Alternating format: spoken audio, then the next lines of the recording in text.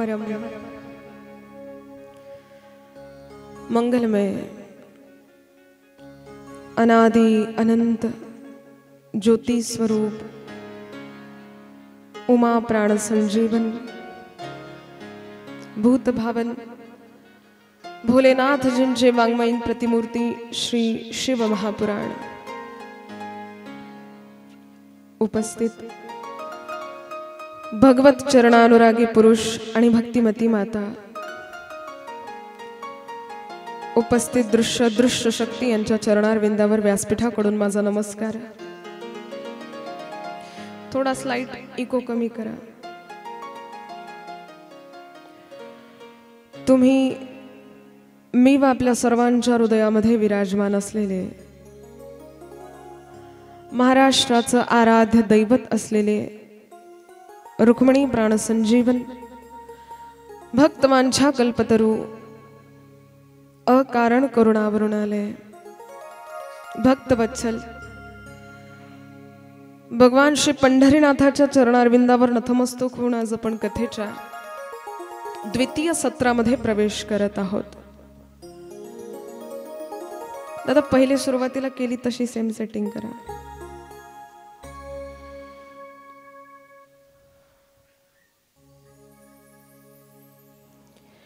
शिव महापुराण तथा ग्राम गीता भक्ती सत्संग असा चालत असलेला हा सप्तदिवसीय सप्ताह भगवंताच्या असीम कृपेने यावेळेस आपण भगवान शिवाच्या सानिध्यामध्ये भगवान शिवाचंच गुणवर्णन करणारी कथा श्री शिवमहापुराण कथा श्रवणपान करत आहोत। भगवान शिवाच्या सानिध्यामध्ये सुरू असलेला हा ज्ञानयज्ञ त्याच्याच आशीर्वादाने निर्विघ्नपणे पार पडेल यात तिळमात्र शंका नाही। शिव महापुराण असं या ग्रंथाचं नामोल्लेख आहे।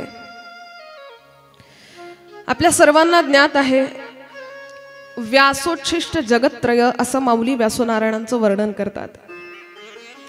व्यास महर्षी म्हणजे महान ज्ञानी तपी असे असलेले महर्षी, ज्यांनी 4 वेद 6 शास्त्र 18 पुराण अनेको उपनिषद तयार केलेत। नवे व्यासोच्छिष्ट जगत्त्रय म्हटल्यानंतर जगतामध्ये असलेलं संपूर्ण ज्ञान हे व्यासांचं उष्ट आहे असं माऊली ज्ञानोबरायांचं म्हणणं आहे। प्रगाढ ज्ञानी असलेले महर्षी व्यास एकमात्र शिव पुराणाला महापुराण अशी संज्ञा दिली। सर्वांगाचे कान करत कथा ऐका। एक शब्द आपल्या सर्वांचं जीवन उद्धार गतीकडे नेण्यासाठी आहे। मी कालही तुम्हाला बोलले, फक्त मनोरंजनाचं साधन असं मानून आपण कथा ऐकू नका। एक शब्द आपल्या जीवनामध्ये परिवर्तन घेऊन येणार आहे। अतिशय श्रद्धेने निष्ठेने आपण कथा श्रवणपान करा। एकमात्र शिवपुराणाला व्यासनारायण म्हणतात शिव महापुराण। तुम्ही म्हणाल यात नवीन काय? स्वतः भोलेनाथाला सुद्धा महादेव म्हणतात। देवांचे देव महादेव। सगळ्या देवांना आपण देव म्हणतो, पण एकट्या सांब सदाशिवाला महादेव म्हणतात। हे तत्व खरं तर कुणीतरी बोलून सांगावं, पुस्तकातून वाचावं इतकं साधं सोपं नाही। महादेव हे तत्व कळण्यासाठी कितीतरी जन्म आपल्याला घ्यावे लागतील, तरी सुद्धा कळणार नाही, इतकं विशाल असलेलं हे तत्व आहे। पण तरी आपण कालही याविषयी चर्चा केली। भक्ताने भोळा भाव जर भक्त ठेवून भगवंताच्या दरबारामध्ये गेला तर तो त्याला आपलंसं करतो। बस या एका आशेने आपण कथा ऐकायची आणि कथा गायची की चला हे तत्व कळणं तर कठीण आहे, पण साध्या भोळ्या भक्तीतून कसं बस त्याचं गुणानुवादन ऐकूयात आणि जीवन समृद्ध करूयात, या भावनेने इथपर्यंत या। देवांचे देव महादेव असं त्यांना म्हणवण्यात येतं. ओंकार स्वरूप आहे, ब्रह्मस्वरूप आहे. खरं तर पृथ्वी तलावर असा एक संप्रदाय नाही किंवा अशी एक परंपरा नाही जी शिवाची उपासक नाही. जो ही संप्रदाय आहे, जी ही परंपरा आहे, जो ही सनातन हिंदू धर्म आहे, त्याचं उगमस्थान, त्याचं सर्वस्व, त्याचं प्रथम स्थान आराध्य दैवत म्हणजे भगवान शिव आहेत.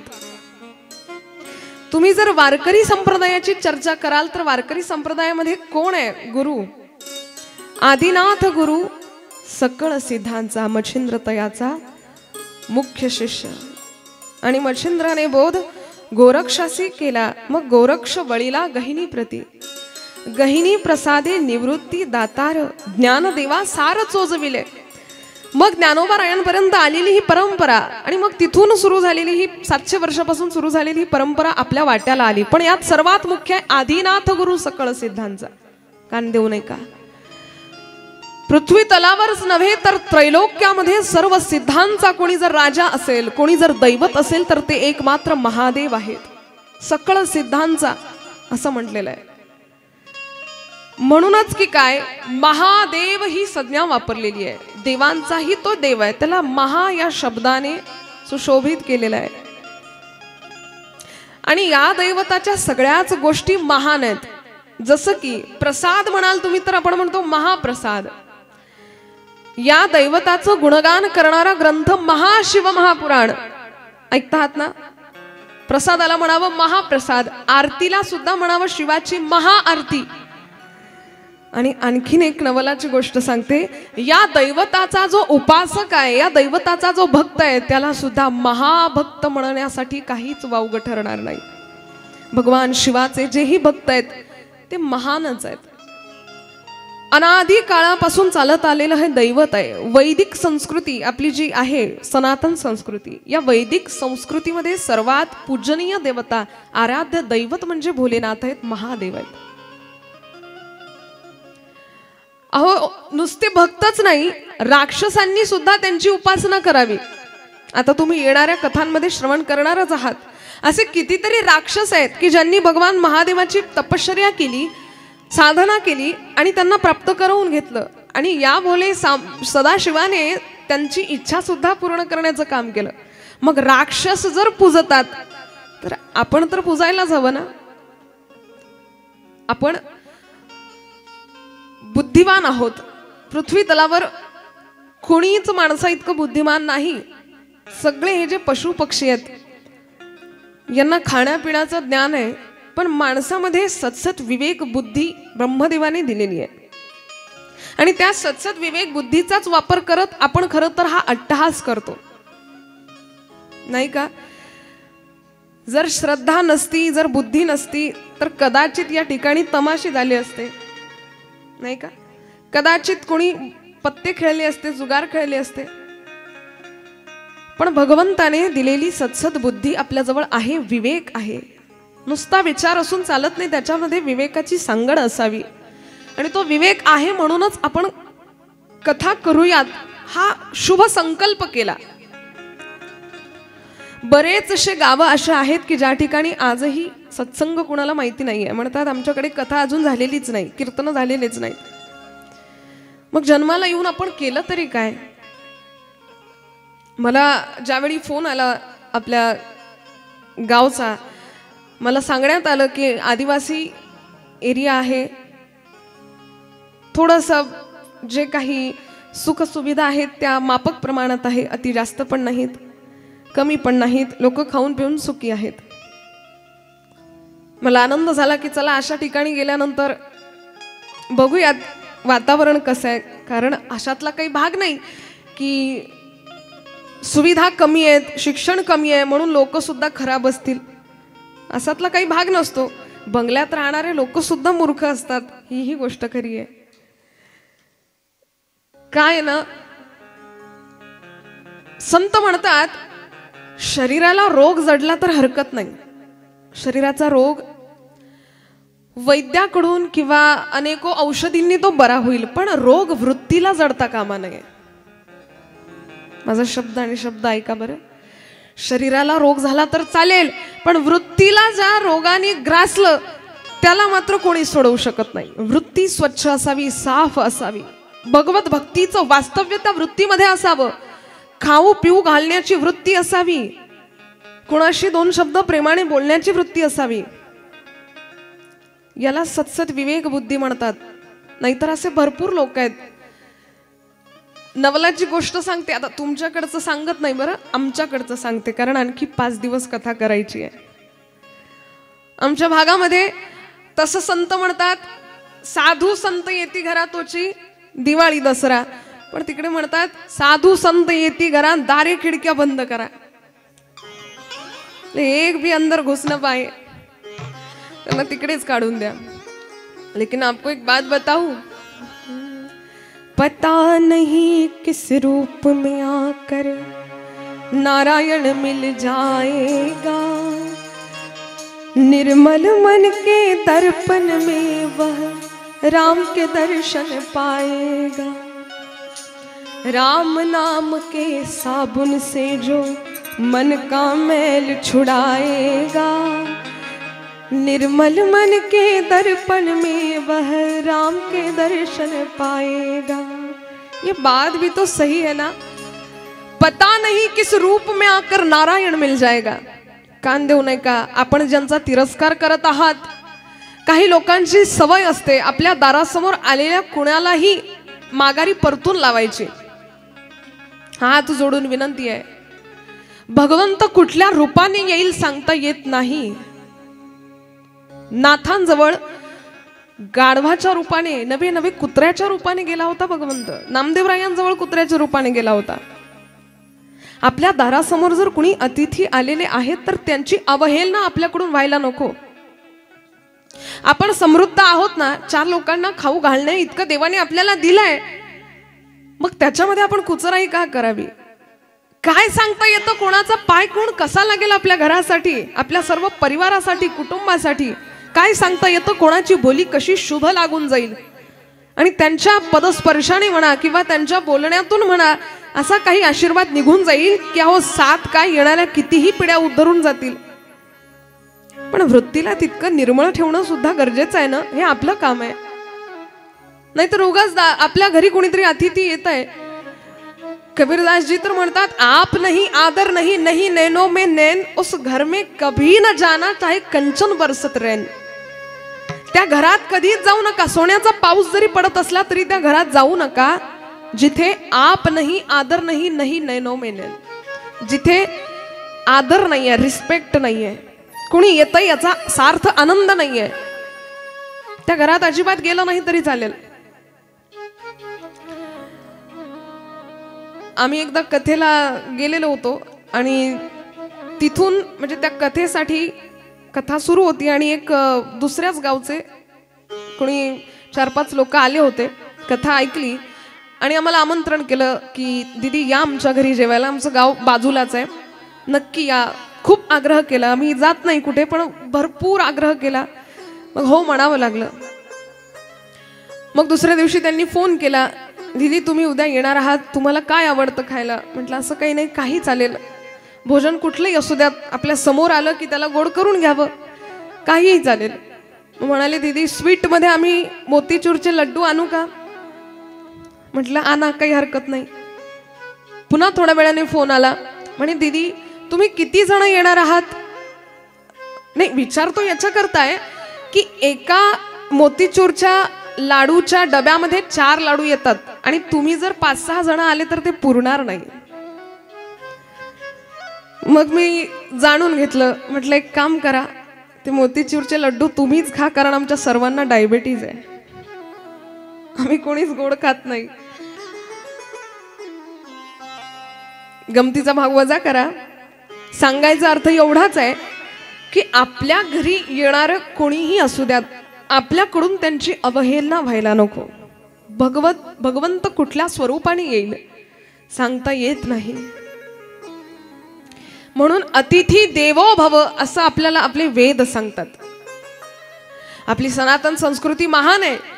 मोठ्या संतांनी मोठे काव्य, मोठे ग्रंथ लिहून ठेवलेले आहेत. त्याच्यामध्ये म्हणतात अतिथी देवो भव, तो कुणीही असू द्या, तो प्राण्याच्या रूपातही असला तरी चालेल, पण तो देव आहे या स्वरूपाने त्याचं पूजन करा. म्हणून आपण विषय स्पर्श करत होतो की वृत्तीचं चांगलं असणं. आपण मानव जन्माला आलेलो आहोत, आपल्याला फार सावधानगिरीने पाऊल टाकायचं आहे. हे का सांगते मी, हे आता आपल्याला कळत नाही, पण येणारी आपली जी पिढी आहे ना, त्याच्यासाठी आपण आतापासून या सगळ्या गोष्टी साठवण करून ठेवत असतो. जर पाप केली तर येणाऱ्या पिढीला दुःख भोगायला लागेल आणि त्याचे कारणीभूत तुम्ही असाल. आपल्याला जर वाटत असेल की येणारी पिढी ही सुखा समाधानाने राहावी, आनंदाने राहावी, तर त्याच्यासाठी आतापासून पुण्याचा साठा जमा करणं हे आपलं आद्य कर्तव्य आहे. म्हणून सावधानगिरीने आपण कुणाचं बोलताना आपल्याकडून अपमान तर होत नाहीये ना, कुणी आपल्या घरी येत आहे तर त्याची अवहेलना तर आपल्याकडून होत नाहीये ना, दारासमोर आलेल्या अतिथीला आपण वावग्या शब्दात बोलून त्याचं मन तर दुखवत नाही आहोत ना. या सगळ्या गोष्टींची पडताळणी आपण आपली स्वतः करावी. हे सद्विचारच या कथेमध्ये मिळतात, म्हणून इथपर्यंत येणं गरजेचं आहे. बरं, मी कालही तुम्हाला बोलले, कथा हे परिवर्तनाचं साधन आहे. आपण रोज त्याच आयुष्यामध्ये गुंतलेलो आहोत, पण आता काहीतरी सुधार करायचा आहे. गेल्या 14 वर्षापासून आपण कथा ऐकत आहात नाही का? कुणाच्या तरी जीवनामध्ये थोडा तरी बदल झाला का? व्हायला हवा तसा. तुम्ही एकदा स्वतः विचार करा. आपण इतक्या वर्षापासून कथा ऐकतोय, पण खरंच आपण काय घेतलं या कथेमधून? 14 वर्ष झाले आपण कथा ऐकतोय. माझं तर म्हणणं एवढंच आहे श्रोत्यांनो, पूर्ण मी जे सांगते किंवा कुठलाही वक्ता जो सांगतोय ते पूर्ण आपण घ्यायचं आणि तसंच वागायचं असं माझं म्हणणं नाही. कारण की कथेमध्ये भरपूर नियम आहेत. शास्त्राप्रमाणे जर आपल्याला चालायचं झालं तर आपल्याला पाऊल टाकणंही कठीण होईल, इतकं सूक्ष्म असं शास्त्र आहे. पण निदान 2-4 गोष्टी चांगल्या जरी आपण आत्मसात केल्या आपल्या जीवनामध्ये, तरी आपल्या जीवनाचं सोनं आहे. लोक म्हणतात 7 दिवसाच्या कथेने काय होतं? अहो 100 वर्षाचं आयुष्य आहे, नुसती 7च दिवसाची कथा काय महत्वाची आहे? कान देऊ नाही का? तुम्ही घरी तूप बनवताना मातांनो, तूप बनवतात ना, त्याच्यासाठी सर्वात पहिली प्रोसिजर असते, आपण साय जमा करायला लागतो नाही का? आणि त्या दुधामध्ये, त्या साईच्या दुधामध्ये आपण विरजन घालतो. विरजनच म्हणतात ना, काही दुसरा शब्द आहे का? कुठे कुठे जामन सुद्धा म्हणतात त्याला. विरजन समजतं ना सगळ्यांना? हा. तर आता 10 लिटर आपल्याजवळ दूध आहे, ते आपल्याला विरजन घालायचं आहे त्याच्यामध्ये, आणि मग तूप त्याला करायचं आहे, ते मंथन वगैरे करून. सर्वांना प्रोसिजर माहिती आहे, मला काही इतकी पद्धतशीर सांगायची नाही आहे, तुम्हाला जास्त माझ्यापेक्षा अनुभव आहे. तर मला सांगा, 10 लिटर दुधामध्ये आपल्याला किती विरजन घालावं लागतं? अगदी थोडंसंच ना, बोलत जा तुम्ही, लाजू नका. 10 लिटर दुधामध्ये 20 लिटर विरजन घालायची गरज आहे का? आहे का? नाही. अगदी वाटीभर जरी घातलं तरी सुद्धा त्याची जी प्रक्रिया आहे ती सुरू होईल ना 10 लिटर दुधामध्ये. नुसत्या मानात डोलवत जा. जरा तुमच्या चेहऱ्यावर प्रसन्नता दिसली की मला आनंद होतो. तुम्ही जरी मला पाहत असले तरी मी तुमच्या सर्वांना पाहते. एकेकाच्या चेहऱ्यावरचे एक्सप्रेशन्स, भाव मलाही कळतात. कुणाला किती प्रमाणात झोप येते, 70% येते की 100% येते, हेही नोटीस करते बरं मी. म्हणून जरा प्रसन्नतेने 10 लिटर दुधामध्ये अगदी वाटीभर जरी विरजन घातलं तरी सुद्धा त्याचं तूप होतं, मंथन करून, प्रक्रिया करून. मग आता दुधाला कसा भाव आहे? कमी भाव आहे. आणि तुपाला कसा आहे? जास्त आहे. दूध असेल 50-60 रुपये लिटर आणि तूप असतं 1000-1 लिटर वगैरे, अशा पद्धतीचे भाव आहेत. अगदी त्याचप्रमाणे आपलं सुद्धा आयुष्य 100 वर्षाचं जरी असलं तरी 7 दिवसीय कथारूपी विरजण त्याच्यामध्ये जर घातलं तर तुपासारखी मूल्यता आपल्या सुद्धा जीवनाला आल्याशिवाय राहत नाही.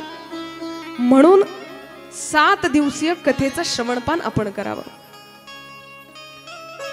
कळते ना तुम्हाला माझं बोलणं? असू द्यात 100 वर्षाचं आयुष्य. पहिली गोष्ट तर आता 100 वर्षाचं आयुष्य पण खरं तर कठीण आहे. जेवढंही आयुष्य आहे त्याच्यामध्ये कथा व्हावी, कथा ऐकावी, आणि या कथेमधून जे परिवर्तन होत आहे ते काहीतरी आमूलाग्र बदल आपल्या जीवनामध्ये आणत आहे. म्हणून प्रतिक्षण आपण विवेक बुद्धीनेच विचार करत धर्म मंडपामध्ये यायचंय आणि विवेक बुद्धीने आपलं जीवन समृद्ध करायचंय. आपण ऐकत होतो की भगवान भोलेनाथाच्या भक्ताला सुद्धा महाभक्त असं म्हणायला हरकत नाही. अशा या सांब सदाशिवाची कथा भक्ती, ज्ञान, वैराग्य, द्वैत अद्वैताचं ज्ञान, भक्तीचं ज्ञान, यस्मिन् पारम हंसमेकममलं ज्ञानम परम गीयते. ज्ञानाचा अथांग सागर म्हणजे शिव महापुराण आहे. या कथेने जगण्याला अर्थ येतो. काम, क्रोध, लोभ, मद, मत्सर इत्यादी सगळे दूर राहतात. आपल्या जीवनामध्ये सुद्धा मंगलता येते या कथेने. आपण काल ऐकलं देवराजाला सुद्धा उद्धार मिळाला. कितीही पाप असू द्यात, भरपूर पाप केलेले होते या देवराजाने, पण केवळ कथेच्या श्रवणाने याला उद्धार मिळाला, मोक्ष मिळाला. ही कथा मोक्षदात्री म्हणून ओळखल्या जाते. शिवपूजन कसं करावं इथपासून ज्ञान दिलेलं आहे. मी तुम्हाला कालही बोलले की भगवान कृष्णाच्या जशा लीला आहेत तशा लीला या कथेमध्ये नाहीत.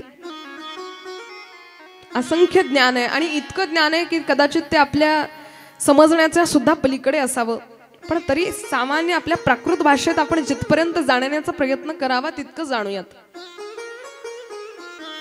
सर्वात आधी व्यासनारायण म्हणतात ही कथा श्रद्धेने ऐका. नवे नवे ही कथा ऐकण्याचे काही नियम आहेत. शिव महापुराण कथा ऐकण्याचे काही नियम आहेत. सर्वात आधी ब्राह्मण देवतेच्या हस्ते एखादं शुभ मुहूर्त या कथेसाठी काढावं. हे शुभ मुहूर्त काढल्यानंतर सर्वांना आमंत्रित करावं की या शुभ मुहूर्तावर आम्ही कथेचं आयोजन केलेलं आहे, आमच्या कथेमध्ये या, सहभाग घ्या, तन मन धनाने जेवढी होईल तेवढी मदत करा, असं आमंत्रण सगळीकडे करावं. ज्या स्थळावर आपण कथा करत आहोत किंवा करणार आहोत त्या स्थळावर जर जवळच भगवान शिवाचं मंदिर असेल तर ते अतिउत्तम असं असतं. जवळच जलाचं ठिकाण असेल, जलाशयाचं, ते सुद्धा अतिउत्तम आहे. ज्या स्थानावर आपण कथा करायला जाणार आहोत ते स्थान गौमातेच्या शेणाने लिंपित झालेलं असावं, गौमातेच्या शेणाने सारवलेलं असावं. आम्रपल्लवाच्या तोरणांनी सुशोभित करण्यात यावं. केळीचे खांब त्या ठिकाणी लावावेत. संपूर्ण वातावरण प्रसन्न आहे का याची नोंद घ्यावी. जागा स्वच्छ असावी. आणि ज्याही भाविकांना आपण कथा श्रवणासाठी बोलावलेलं आहे त्यांचेही काही नियम आहेत. त्यांनी कथेमध्ये येताना अगदी वृत्तीच नाही तर शारीरिक स्वच्छता सुद्धा जोपासावी. शौच असौचाचं त्या ठिकाणी बंधन आहे. जर आपल्याला सूतक पडलेलं असेल, रिद्धी पडलेली असेल तर ही कथा ऐकणं शुभ ठरत नाही, म्हणजे आपल्यासाठी चांगलं ठरत नाही. इथे पुण्य तर नाही पण पाप मिळाल्याशिवाय राहणार नाही. कारण हे स्थान पवित्र आहे. शास्त्रांनी पवित्रता आपल्याला सांगितलेली आहे आणि जर पवित्रता आपण पाळली तर आपल्याच सनातन हिंदू धर्माचा आणखीन जय जयकार होईल. माझं सांगणं याकरता आहे, आपण जे गायत्री मंत्र म्हणतो ना नेहमी, त्या गायत्री मंत्राची एवढी शक्ती होती. पहिले अगदी मृत असलेल्या व्यक्तीला सुद्धा गायत्री मंत्राच्या जलसिंचनाने तो मृत असलेला व्यक्ती सुद्धा जिवंत व्हायचा. मेलेला माणूस जिवंत करण्याचं सामर्थ्य गायत्री मंत्रात होतं पूर्वी. पण काय झालं ना, आपण त्याला कशाही अवस्थेत म्हणून त्याचं पावित्र्य ढासाळत चाललेलं आहे आपल्यामुळे. ज्याची त्याची पावित्रता त्याला द्यावी आणि ते टिकवून ठेवण्याचं आद्य कर्तव्य आपलं आहे. म्हणून ही कथा श्रवण करताना शौच अशौचाचं पालन व्हावं. सूतक असलेल्या व्यक्तीने किंवा सूतक असलेल्या कुणीही इथे येणं टाळावं. हे मी सांगत नाही, व्यासनारायणांनी सांगितलेल्या नियमामध्ये आलेलं आहे. त्यानंतर स्त्री रजस्वला असेल तर तिने सुद्धा या कथा मंडपामध्ये प्रवेश करू नये. आंतरिक आणि शारीरिक स्वच्छता आपल्या जवळ असायला हवी. तितक्याच पावित्र्यतेने आपण यामध्ये प्रवेश करावा. खूप श्रद्धापूर्वक आपण कथा श्रवणपान करावी. जो मद्यपान करत असेल, धूम्रपान करत असेल, मांसाहार करत असेल, त्याने सुद्धा कथा मंडपामध्ये येणं टाळावं. कारण ही कथा सामान्य नाही. भगवान शिवाचं कुठलंही व्रतवैकल्य असू द्यात, भगवान शिवाचं कुठलंही नामचिंतन असू द्यात, कुठलीही कथा असू द्यात, फार पवित्रता त्या ठिकाणी असायला हवी आणि फार नियमावली सुद्धा त्या ठिकाणी आहे. भगवंत भोळा आहे हे खरं, पण कुठे कुठे आपण जर चुकलो तर देवाला रागही आल्याशिवाय राहत नाही. म्हणून चुकायला नको. म्हणून पदोपदी इथे येताना एक मात्र विचार करत यावं की चला आपल्यालाही शिवपदाला प्राप्त व्हायचं आहे, तर आपणही तितकं सुचिरभूत होऊन. खर तर सनातन संस्कृतीमध्ये आणि याही कथेमध्ये असं वर्णन आहे, अशी नियमावली आहे आपल्या सर्वांसाठी लावलेली संतांनी आणि ऋषी मुनींनी. सर्वात आधी झोपेतून उठल्यावर सर्वात पहिले भूमातेला, जमिनीला नमस्कार करावा. आधी या धरणी मातेला सांगावं की हे जगज्जननी, हे भूमी, तुझ्यावर आता मी पाय ठेवायला चाललेलो आहे, त्याच्यामुळे मला क्षमा कर. आधी भूमीला नमस्कार करावा. आपल्या सर्वांना ज्ञात आहे प्रभाते कर दर्शनम, आपल्या हाताचं सुद्धा दर्शन घ्यावं. काय करायचं? आधी हात चोळून हाताकडे बघत प्रभाते कर दर्शनम, आधी कराचं दर्शन होणं गरजेचं आहे. आजकाल आपलं काय झालेलं आहे, प्रभाते कप दर्शनम झालेलं आहे. आणि नाहीच काही तर प्रभाते मोबाईल दर्शन सुद्धा झालेलं आहे. सगळ्यात आधी उठल्यावर कोणाचा मेसेज आलेला आहे व्हॉट्सअपला ते बघूयात. या तरुण मंडळीचं तर मला एक कळतच नाही. यांना त्या व्हॉट्सअपने आणि इंस्टाग्रामने इतकं ग्रासित केलेलं आहे. कुठे जायचं म्हटलं की यांना आधी स्टोरी स्टेटस लावावं लागतं. वे टू भुर आहे की नाही? वे टू, आता ते भुर काय आहे नेमकं? यांना असं वाटतं की हे टाकल्याशिवाय आपला प्रवास चांगला होईल की नाही काय माहिती. तुमच्याकडे नाही का असं काही आहे का? वा रे वा, बिचारे कबूलही करता आहे म्हणे दिदी. आणि नाही, ही सत्य परिस्थिती आहे. वेटू इकडे तिकडे काय म्हणजे लिहिल्याशिवाय आमचं काही जमणारच नाही बाबा, दिवसच नाही उगवणार, अशातला भाग आहे. या मोबाईलमुळे आपण खरं तर भरपूर बदलाव झालेले आहेत. लहान लहान मुलं सुद्धा, अगदी 2-3 वर्षाचे मुलं, काही समजत नाही त्यांना, पण ते एवढं समजतं की हे असं बदलल्यानंतर चित्र बदलतं, एवढंच समजतं. आणि ते समोर घेऊन बसतात आणि असं असं चालू देतात. आपण हा विषय पण घेऊयात पुढे, कारण सध्या काळाची गरज आहे. मोबाईलचा अति प्रमाणात वापर सुद्धा व्हायला नको. मोबाईल चांगल्या सुद्धा गोष्टी दाखवतो आणि वाईट सुद्धा दाखवतो, पण शोकांतिका ही आपण वाईट गोष्टीकडे जास्त वळतो, म्हणून आपलं जीवन खराब होतं. चांगल्या सुद्धा गोष्टी आहेत ना त्याच्यामध्ये, का नाही आहेत? आता हे आपले दादा रोहन दादा यांचं भक्तिनाद म्हणून एक YouTube चॅनल सुद्धा आहे आणि इंस्टाग्रामवर पेज सुद्धा आहे. ही कथा ते आपल्या YouTube चॅनलवर प्रसारित करणार आहेत किंवा इंस्टाग्रामला सुद्धा प्रसारित करणार आहेत. मग आता हे चांगलं आहे ना, आपण जाऊन भक्तिनाद सर्च करायचं आणि त्याच्यामध्ये कथा सर्च करून ऐकायची. पण नाही, आपल्याला हे नाही जमणार. आपण भलतंच काहीतरी सर्च करू आणि ते बघत बसू. आपल्याला ज्या गोष्टी घातक आहेत त्या आपण पाहिल्याशिवाय राहत नाही. थोडंसं मनाला आवर घालायचा. हे मनरूपी जे घोडे आहेत ना सैरावैरा पळतात, पण यांना वशीभूत करणं आपल्या हातात असतं. मन तर म्हणतं की चला थोडीफार दारू पिली तरी काय हरकत आहे, मित्र म्हणतायत ना मग पिऊन घेऊ. मन म्हणतं की नाही. अहो पण बुद्धी मनाला सांगत असते आई हे वाईट आहे, हे घेऊ नको. पण आपण सैरावैरा फिरत असतो या मनाच्या अनुषंगाने. मन सांगेल तसं. शेवटी बुद्धी म्हणते जा बाबा कर काय करायचं ते. आपण जे म्हणतो ना की दोन मन असतात, एक मन म्हणते हो, एक मन म्हणते नाही. यामध्ये एक मन आहे आणि एक बुद्धी आहे. ही बुद्धी आपल्याला कधी पण चांगले विचार देत असते, विवेक देत असते, आणि मन आपल्याला विकार उत्पन्न करून देत असते. हे आपल्यावर निर्भर करतं की आपण विकाराकडे वळायचं की विवेकाकडे वळायचं.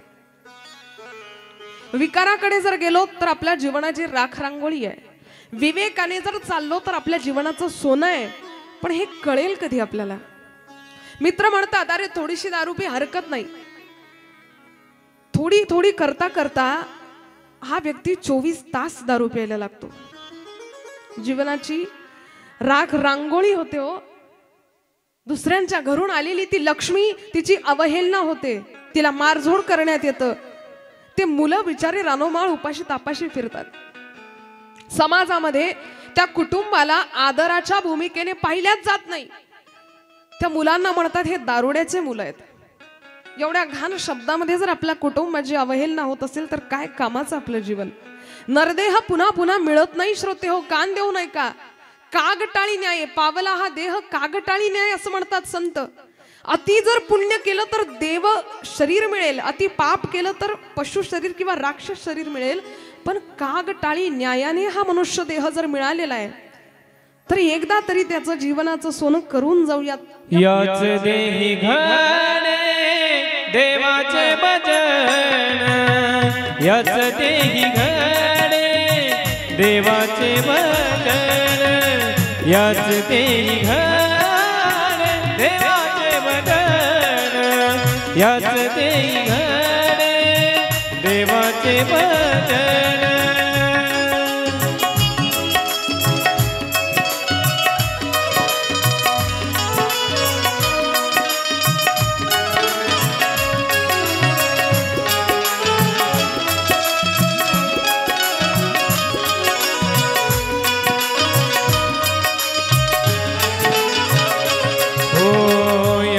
देई घडे देवाचे भजन, याच देई घडे देवाचे भजन, याच देई घडे देवाचे भजन, याच देई घडे देवाचे भजन.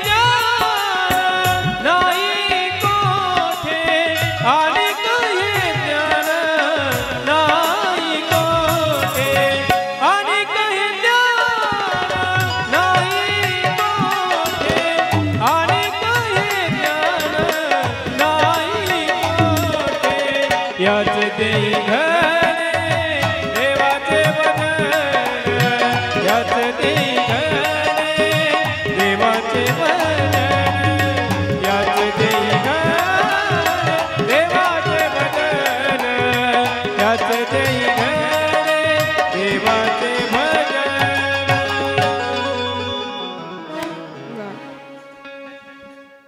याच देही घडे देवाचे भजन. देवे दिला देह भजना गोमटा असं सुद्धा संत म्हणतात. कान देऊ नये का. काय म्हणतात. देवे दिला देह भजना गोमटा. अहो हा देह भजनासाठी दिलेला आहे आणि आपण काय केलं. देवे दिला देह भोजना गोमटा. आपण काय केलं. भोजनासाठी याचा वापर केला. राहायचं खायचं प्यायचं झोपायचं उठायचं पुन्हा खायचं प्यायचं झोपायचं उठायचं याच्यातच आपलं जीवन कटते. म्हणून फार कागटाळी न्यायाने हा आपल्याला मनुष्य देह मिळालेला आहे. व्यसनामध्ये याला विनाकारण घालवून देऊ नका. तरुण मंडळीला याची जाणीव नाहीये की आपल्या आई वडिलांनी सुद्धा फार कष्ट करून आपल्याला वाढवलेलं आहे. इथपर्यंत आपला संसार थाटून दिलेला आहे, लग्न करून दिलेलं आहे. काय असतं शेवटी आईबाबांच्या चेहऱ्यावरचा आनंदच तर सगळं जीवनाचं सार्थत्व असतं ना. आणि जर आई वडिलांना जर दुःख देत असू आपण दारू पिऊन, तर काय कामाचं आपलं जीवन. ही विनाकारांची येरझार होईल. म्हणून क्षणोक्षणी हाची करावा विचार तरावया पार भव सिंधू. आपलं जीवन समृद्ध कशाने आपल्याला करता येईल हा विचार करणं गरजेचं आहे. जो बाप त्याची पोरगी त्याची मुलगी आपल्याकडे सोपवतोय ना, त्याचं काळीज त्याचं अंतःकरण इतकं सकुंचित पावलेलं नाहीये. विशाल अंतःकरणाने त्याची मुलगी तो आपल्या हाती सोपवतो. कन्यादान करतो. जगात सगळे दान आहे. तो अन्नदान आहे, सुवर्णदान आहे, वस्त्रदान आहे, अलंकार दान आहे, गौदान आहे, पण सर्वात श्रेष्ठ असलेलं कन्यादान. पोटचा गोळा कोणाच्या स्वाधीन करणं इतकं सोपं नाहीये. प्रत्येकाच्या वाट्यावर हे महत्पुण्य येतही नाही. संत म्हणतात उलट ज्याच्या घरी कन्या आहे आणि ज्यांनी कन्यादान केलं नाही त्याला नरकात पडावं लागतं. आणि नरकात सुद्धा शिक्षा दिलेली नाहीये, इतकी भयानक शिक्षा त्याला मिळते. कन्यादान जर आहे तर कन्या जर आहे तर तिचं दान व्हावं. पण तो बाप योग्य पुरुष म्हणून आपल्याला त्याच्याजवळ स्वाधीन करतो आपली मुलगी, आणि ती आल्यानंतरही आपल्याकडून जर तिची अवहेलना होत असेल, तिला मारल्या जात असेल, पिटल्या जात असेल, घाण घाण शब्दांनी शिव्या दिल्या जात असतील, तुम्हाला सांगू का, खरंच आपलं जीवन समृद्ध व्हावं, आपलं जीवन चांगलं व्हावं, आपल्या जीवनात आनंद दरवळावा असं जर वाटत असेल तर घरच्या लक्ष्मीला आनंदित ठेवायला शिका. घरच्या लक्ष्मीच्या डोळ्यात जर आपल्यामुळे पाणी येत असेल तर धिक्कार असो आपल्या पुरुषत्वाला. घरच्या स्त्रीच्या चेहऱ्यावरचा आनंदाचं कारण आपण असावं, असं पुरुषार्थाचं लक्षण आहे. पुरुषाचं असं वागणं असावं. कुणाची आशा असते तिला? बाकीचं गणगोत पाहून ती नाही येत आपल्याकडे. बस तुमच्यासाठी तुमच्यावर समर्पित होऊन तुमच्याकडे येते. उंबरठ्यामध्ये माप ओलांडताना तिला कल्पना सुद्धा नसते की इथे गेल्यानंतर आपले इतके हाल होणार आहेत. तिला आई वडिलांची आठवण येऊ नये या प्रयत्नात खरं तर तिच्या पतीने राहावं. आई वडिलांना सोडून येणं इतकं सोपं असतं का?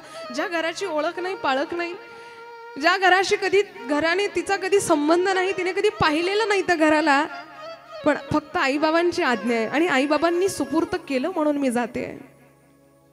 ती जर एवढा त्याग करून येते, कुणी जाणत नाही ती सोबत.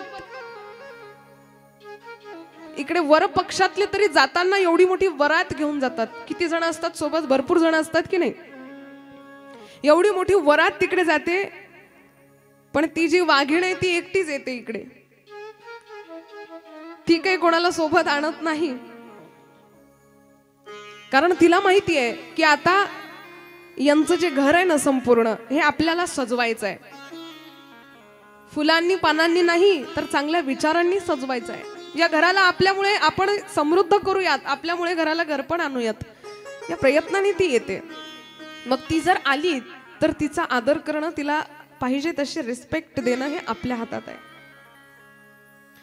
आणि हे केव्हा कळतं? जेव्हा आपण बाप बनतो तेव्हा कळतं. ज्यावेळी मुलगी जन्माला येते ना त्यावेळी हे सगळं कळतं. बरं, मुलगीचा स्वभावच हा आहे श्रोत्यांनो. आपला बाप कुठूनही येऊ द्यात, दमून भागून कसाही येऊ द्यात, ती त्या बापाला आईसारखं जवळ घेते. बाबा आला तुम्ही, दुडू दुडू छोट्या छोट्या पावलांनी घरात जाते, कसं बसा पाण्याचा ग्लास भरून आईला मागते. मग तो सांडत सांडत का होईना त्याच्यात शेवटी एक घोटही पाणी राहिलं तरी चालेल, पण धावत घेऊन बापाजवळ आणून देते. बापाच्या कष्टाची जाणीव खरं तर एवढं लहानपणी तिला नसते, पण बापाविषयी असंख्य प्रेम तिच्या हृदयात असतं. लहानपणीपासून पाहिलेलं असतं ना त्या मुलीला, आणि तिने सुद्धा बापाचे कष्ट जाणलेले असतात. एकदा मुलीचा बाप होऊन बघा. खरंच कळेल आपल्या पत्नीने किती त्याग केलेला आहे आपल्यासाठी. आपण स्वतः जर दारू पिऊन तिला मारझोड करत असू तर विचार करा, आपल्या पोटी जन्माला आलेल्या मुलीला सुद्धा जर आपण अशाच घराण्यात दिलं ज्या घरामध्ये दारू पिल्या जाते, ज्या घरामध्ये लक्ष्मीला मारण्यात येतं, अशा घरात जर मुलगी दिली तर चालेल का? जमेल का? नाही देणार आपण अशा घरात मुलगी.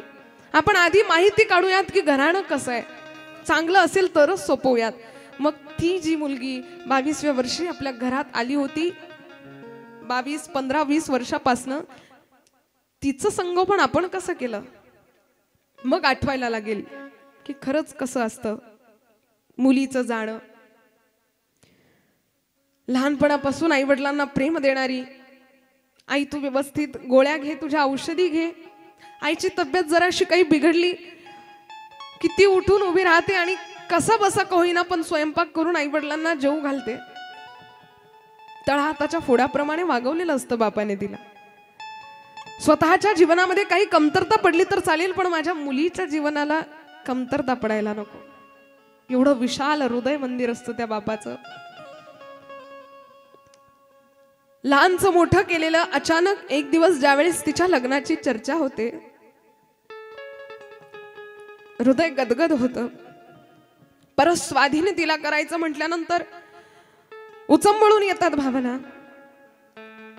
अहो, रस्त्याने जात असताना जर एखादा दगड वाटेला दिसत असला, रोज जाणं येणं होतंय, तो दगड डोळ्याने दिसतोय, पण एक दिवस अचानक तो दगड जर तिथे नाही दिसला तर मनाला रुखरुख वाटतं की कालपर्यंत इथे दगड होता आणि आता अचानक नाही. निर्जीव असलेल्या दगडाची सुद्धा सवय लागते. मग ही तर मुलगी आहे, किती सवय लागावी तिची, किती प्रेम असावं तिच्यासाठी. त्या भिंती, ते घर, ते माणसं, ते सगळे काही तिचे स्वतःचे असतात, तिचे आपले असतात. आणि ज्यावेळेस सगळ्यांचा अचानक त्याग करायचा आणि दुसऱ्यांच्या घरात जायचं, कठीण असतं. प्रत्येकाला नाही जमत.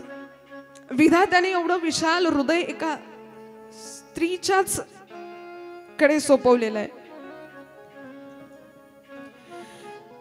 तुकोबरायांना सुद्धा भगवंतावरचं अतीव प्रेम दाखवण्यासाठी मुलीचं उदाहरण द्यावं लागलं. तुकोबराय म्हणतात, कन्या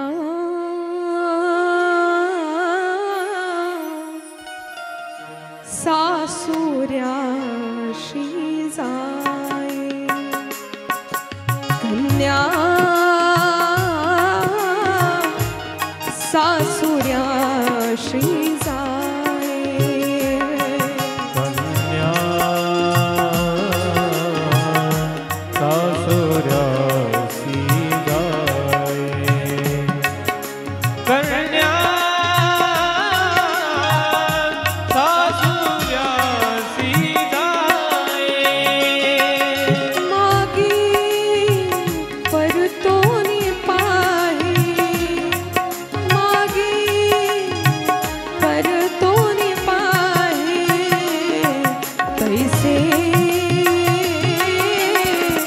झाले माझ्या जीवा, तैसे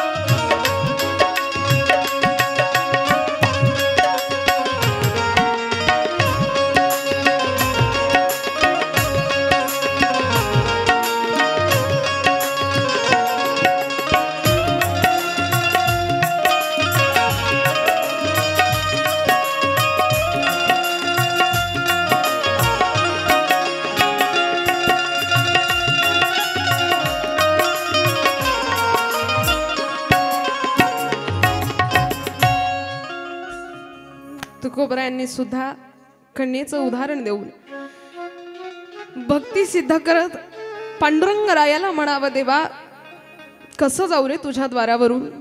देवा अशी परिस्थिती झाली आहे की कन्या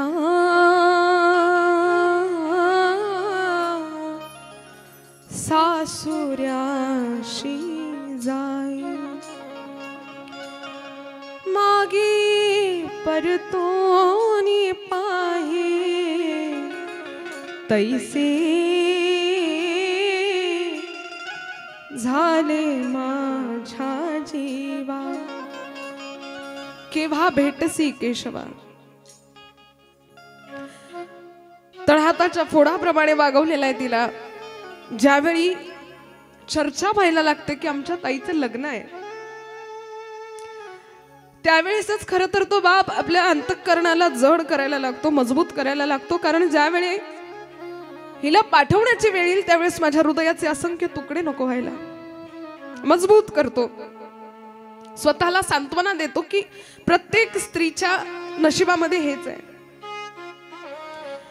लग्नाची वेळही जवळ येतो, मुहूर्त जवळ येतो, तोपर्यंत तो बाप आपल्या अश्रूमध्ये बांध टाकून असतो की सध्या नाही. पण ज्यावेळी तिची बोळवण असते, तिला पाठवण्यात येतं सासरला, त्यावेळी मात्र तिच्या डोळ्यातलं पाणी त्या बापाला सहन होत नाही. मंडपाच्या एखाद्या कोपऱ्यामध्ये जाऊन ढसाढसा रडायला लागतो. मनात विचार येतात की असं रडणं जर माझ्या ताईने बघितलं तर ती सुद्धा खचून जाईल, तुटून जाईल. लपवतो अश्रू त्या मुलीपासून. कहते हैं किसी ने दौलत दे दी, किसी ने शोहरत दे दी, किसी ने दौलत दे दी, किसी ने शोहरत दे दी. एक बाप ने भरी सभा में रोते हुए कहा कि मैंने तो मेरे घर की रौनक दे दी. त्याच्या घराचं सर्वस्व म्हणजे मुलगी आहे. तिच्या पैंजणाचा नाद म्हणजे घरामध्ये तुमतुमून गेलेला असतो. जणू काही तिच्या येण्याने लक्ष्मीचं येणं आपल्या घरात आलेलं आहे. तिच्या काळजीने त्या बापाला तिच्यामध्ये आपली आई दिसायला लागते. तिने जर बापाला आलिंगन दिलं तर त्या आलिंगनामध्ये सांत्वना करणारी मित्रता त्याला त्याच्यामध्ये दिसायला लागते. सगळे काही नाते एकवटतात त्या मुलीमध्ये. आणि ती जातीये म्हटल्यानंतर काय अवस्था होत असेल त्याच्या हृदयाची. आपल्या सर्वांच्या घरामध्ये सुद्धा मुलगी असावी. तो बापही तितक्या ताकदीने तिला जीव लावतो, बरं प्रेम करतो तिच्यावर. हात जोडून विनंती आहे, तुम्ही कुणाच्याही लग्नाला जर जात असाल ना तर तिथल्या अन्नाला कधीच नाव ठेवू नका की हे असं व्यवस्था झाली नाही, चांगली व्यवस्था झाली नाही, पाहुणे मंडळींचा अपमान झाला किंवा जेवण चांगलं नव्हतं. हात जोडून विनंती आहे, कुठल्याही लग्नाला गेलात तर तिथल्या अन्नाला नाव ठेवू नका. कारण त्या एका दिवसाच्या अन्नदानासाठी तो बाप आयुष्यभर कष्ट करतो, आयुष्यभर कष्ट करतो. आपला स्वाभिमान दुसऱ्याच्या पायाजवळ नेऊन ठेवतो आणि सांगतो की माझ्या मुलीचं लग्न झाल्यानंतर तुमचा पैसा तुमचं सगळं वापस करेल, फक्त लग्न होऊ द्यात, त्या दिवसाची पंगत व्यवस्थित होऊ द्यात, त्या दिवशी सगळ्यांचा मानपान व्यवस्थित व्हावा, याच्यासाठी थोड्या पैशांची मदत मला करा. आपला स्वाभिमान त्याच्या चरणावर ठेवून, आपलं सगळं काही इज्जत गहाण ठेवून तो बाप पैशांची जुळवाजुळव करतो आणि तिच्या लग्नाची तयारी करतो. माझा सांगण्याचा उद्देश एकच आहे मातांनो आणि सगळ्या पुरुष मंडळींना, तुमची मुलगी सोपवताना तुमच्या अंतर्हृदयाला इतक्या वेदना होतात, तर परक्याची मुलगी घरात आणताना आपण किती त्याची काळजी घ्यायला हवी. आपण जर व्यसन करत किंवा उगाचच तिला मारझोड करत तिचं संगोपन करत असाल, अहो ती तर पत्नी आहे तुमची, ती काही म्हणणार नाही, पण तो आत्मा जो ग्वाही देईल त्याचा आपण काय करणार आहोत. तो आत्मा अंतर्मनातून श्राप देत असतो. तिला माहिती हे पती आहे, यांना वाईट बोलू नये, ती सहन करणारच आहे, पण तिच्या सहनशक्तीचा फायदा आपण इतका नको घ्यायला. बऱ्याच गावांमध्ये आज या परिस्थिती आहे. मी तुम्हाला कालही बोलले की आपण राष्ट्रसंत तुकडोजी महाराजांच्या चरणाचे पाईक आहोत, त्यांच्या विचाराचे पाईक आहोत. किती महान विचार आहेत त्यांचे. ते म्हणतात तरुणांनी आपला देह चांगला ठेवावा, सुदृढ ठेवावा. कशासाठी? तर या देहाने धर्माचं कार्य होईल. या देहाने आपल्या धर्माचं किंवा आपल्या संस्कृतीचं कार्य होईल आणि आपला धर्म आणखीन जास्त उंचावेल. पण आपण मदिरापान करून, मद्यपान करून या देहाला इतकं जर्जर केलेलं आहे की तो सुद्धा साथ देत नाही आपल्याला. बघा तुम्ही दारू पिणाऱ्या माणसांची काय अवस्था आहे. तर संपूर्ण शरीर आतून रिक्त झालेलं असतं, जगण्याची उमेद नसते त्याच्याकडे. एक नुसतं ते गढूळ पाणी पिल्याने जर आपल्याला एवढा आनंद होत असेल तर खरंच धिक्कार असो आपल्या पुरुषत्वाला. हो, आपण हनुमंतरायाचे भक्त आहोत. आपली शरीर यष्टी सुदृढ असायला हवी. आपल्या बहिणीवर जर उद्या शत्रूने प्रहार केला किंवा शत्रूने वाकडी नजर टाकली तर आपला देह दष्टपुष्ट असावा शत्रूचा सामना करण्यासाठी. आणि आपण जर दारू पिऊन पिऊन त्याला पूर्णतः नष्ट करून टाकलं तर बहिणीला तिकडे शत्रू तिच्यावर आक्रमण करताय आणि आपण नुसतं पडलेलो आहे कुठेतरी नाल्यामध्ये दारू पिऊन. अशी जर अवस्था असेल तर काय अर्थ आहे आपल्या जीवनाला. हात जोडून विनंती आहे, कथेमधून तुम्ही काय घेऊन जाताय याच्याशी मला घेणं देणं नाही, पण निदान चांगले विचार घेऊन जा. आजच संकल्प करा की आम्ही यानंतर कधीच दारूला हात लावणार नाही. आणि हे संकल्प सिद्ध झालेले आहेत बऱ्यापैकी. आम्ही एका गावाला कथेसाठी गेलेलो होतो. तिथे एक पुरुष होता ज्याने वयाच्या 8 वर्षापासून दारू प्यायला सुरुवात केली होती. 8 वर्षाचा आहे तो आणि तेव्हापासून दारू प्यायला सुरुवात केली. आज त्याचं वय वर्ष 60 किंवा 62 असावं. तोपर्यंत दारू पिणं कंटिन्यू सुरू होतं. पण ज्यावेळी त्या ठिकाणी कथा झाली आणि कथेमध्ये तो आला, पहिल्याच वर्षी त्याने कथा ऐकली, पहिल्यांदाच ऐकली आणि काय कोण जाणे बुद्धीमध्ये परिवर्तन झालं. शेवटच्या दिवशी माझ्याजवळ आला आणि म्हणाला, दीदी तुमच्या हातून माळ घालवून द्या. आता मला आधीच त्याचा पूर्व इतिहास माहिती होता. माळ घालणं काही एवढं साधं सोपं काम नाहीये. ती माळ घातली आणि झालं. माळ खरं तर सामान्य गोष्टच नाहीये. ज्याने विठ्ठल मात्रा घ्यावी त्याने पथ्य सांभाळावी, हा न्याय आपल्याकडे जर असेल तर माळ घालण्यात अर्थ आहे. नाहीतर काही लोक असे पण आहेत, म्हणतात दीदी आम्ही ना माळ घातलेली आहे पण आम्हाला ज्यावेळेस मांसाहार करायचा असतो त्यावेळेस आम्ही ती काढून ठेवतो, मांसाहार करतो आणि मग पुन्हा घालतो. माळ घालणं इतकं सोपं वाटतं का आपल्याला? म्हणतात आम्ही माळ घातलेली असते त्यावेळेस आम्ही कशालाच हात लावत नाही. ती काढतो, दारू पितो, ती नशा उतरल्यावर पुन्हा घालून घेतो. वा, शाबास. असं जर वागणं असेल मग त्या माळीलाही अर्थ नाही आणि तुमच्या देहालाही अर्थ नाही, तुमच्या इथे जगण्यालाही अर्थ नाही. मग तो पुरुष मला म्हणाला माळ घालून द्या. म्हटलं नाही तुम्ही, मी सध्या तर नाही घालू शकत, मला विश्वास पटेल आणि मी कोण घालणारी, तुम्हाला स्वतः शिवमहापुराणाच्याच तिथे स्पर्श करून माळ देण्यात येईल, तुम्ही ती घालून घ्या. तो माणूस म्हणाला ठीक आहे. मग ते वर्ष गेलं. दुसऱ्या वर्षी पुन्हा त्या गावकऱ्यांचा फोन आला, दीदी आपल्याला कथा करायची आहे, तुम्हालाच आम्हाला आमंत्रित करायचंय. म्हटलं ठीक आहे, हरकत नाही. मग कथा पुन्हा सुनिश्चित झाली, तिथे जाणं झालं आणि तिथे गेल्यावर श्रोते कान देऊ नये का, तिथे गेल्यावर तिथल्या गावकऱ्यांनी आणि त्या माणसानी, तो माणूस स्वतः आला, गावकरी त्याच्या सोबत आले आणि सांगितलं दीदी खरंच या माणसाने तुमची पहिल्यांदा कथा ऐकली तेव्हापासून संकल्प केला, पूर्ण 12 महिने कंप्लीट झाले, 1 वर्ष कंप्लीट झालं, आजपर्यंत दारूच्या बाटलीला याने हात सुद्धा लावला नाही. ही कथेची ताकद आहे, ही कोण्या वक्त्याची ताकद नाही, ही कथेची ताकद आहे. म्हणून परिवर्तनासाठी ही कथा ऐकावी. त्याने दारू पिलीच नाही, उलट त्याला लोक घेऊन जात होते की चला एक ग्लास घेऊन येऊ, पण तो म्हणायचा की नाही दीदी मला तुमचा चेहरा समोर आठवत होता, तुम्ही सांगितलेलं आठवत होतं की कथा मंडपामध्ये दारूचा त्याग करा आणि मी खरंच केला, मी गेलो नाही. सार्थक झालं जीवन. एवढ्या मोठ्या संख्येमध्ये एक जरी सुधारला तरी सुद्धा खरंच आम्ही कथा करतोय याचं सार्थक आम्हाला लाभलं, पुण्य आम्हाला लाभलं की चला एक तरी का होईना सुधारला ना, बास झालं. हो क्या किया क्या किया रे, हो तूने जीवन गवा दिया, तूने जीवन गवा दिया, क्या किया रे, जिसे पाना था उसको तो खो दिया, जिसे पाना था उसको तो खो दिया रे, जिसे पाना था उसको तो खो दिया।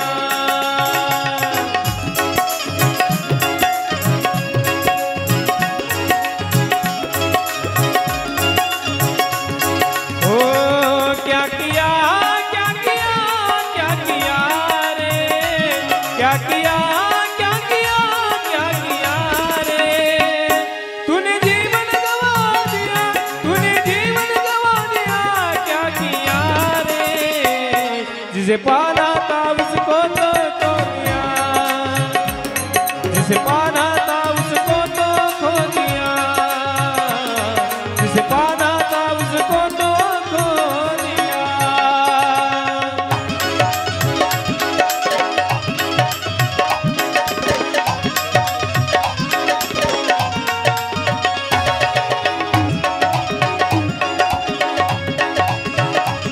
सभी ताली बजाते हुए प्रेम से। छोड़ा पीता है शराब रे, भगवान के नाम से मोह लिया, ओ भगवान के नाम से मोह लिया, ओ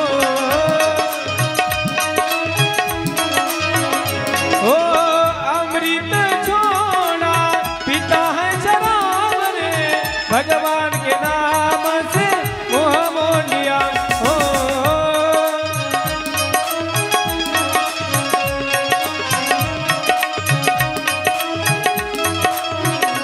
क्या किया, क्या किया, क्या किया रे, क्या किया, क्या किया, क्या किया रे, तूने जीवन गवा दिया, क्या किया रे, जिसे पाना था उसको तो खो दिया, जिसे पाना था उसको तो खो दिया रे, जिसे पाना था उसको तो खो दिया।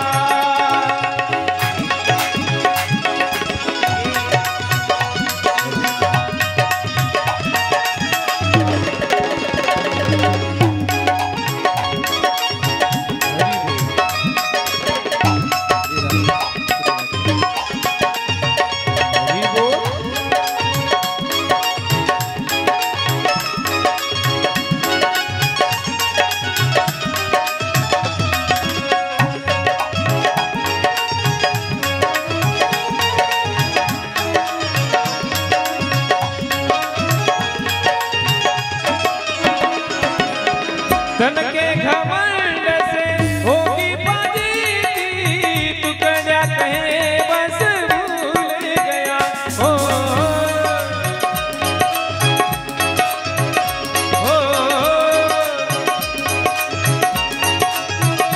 ओ धन के घमंड से होगी फजीती, तू क्या कहे बस भूल गया, ओ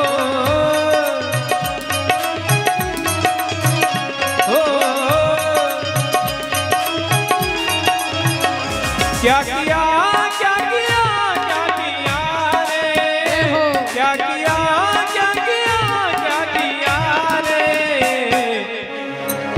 जिसे पाना था उसको तो खो दिया, जिसे पाना था उसको तो खो दिया रे, जिसे पाना था उसको तो खो दिया।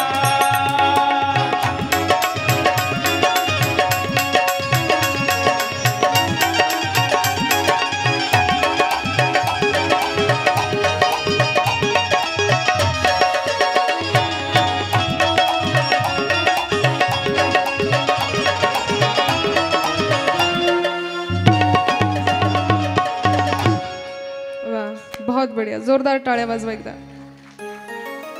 खूप सुंदर। क्या किया, तूने जीवन गमा दिया, जिसे पाना था उसको ही खो दिया। अमृत छोड़ पीता है शराब रे, भगवान के नाम से मुंह मोड लिया रे.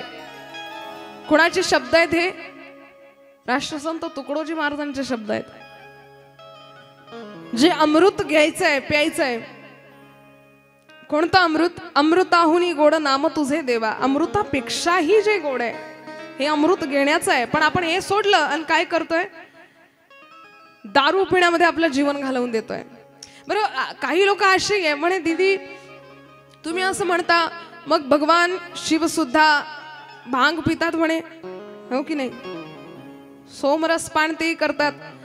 भगवान शिव ने पी लिया तो हमने पी तो क्या प्रॉब्लेम है? भगवान शिव भी तो पीते हैं. आता कसं हसू येतंय बघा तुम्हाला.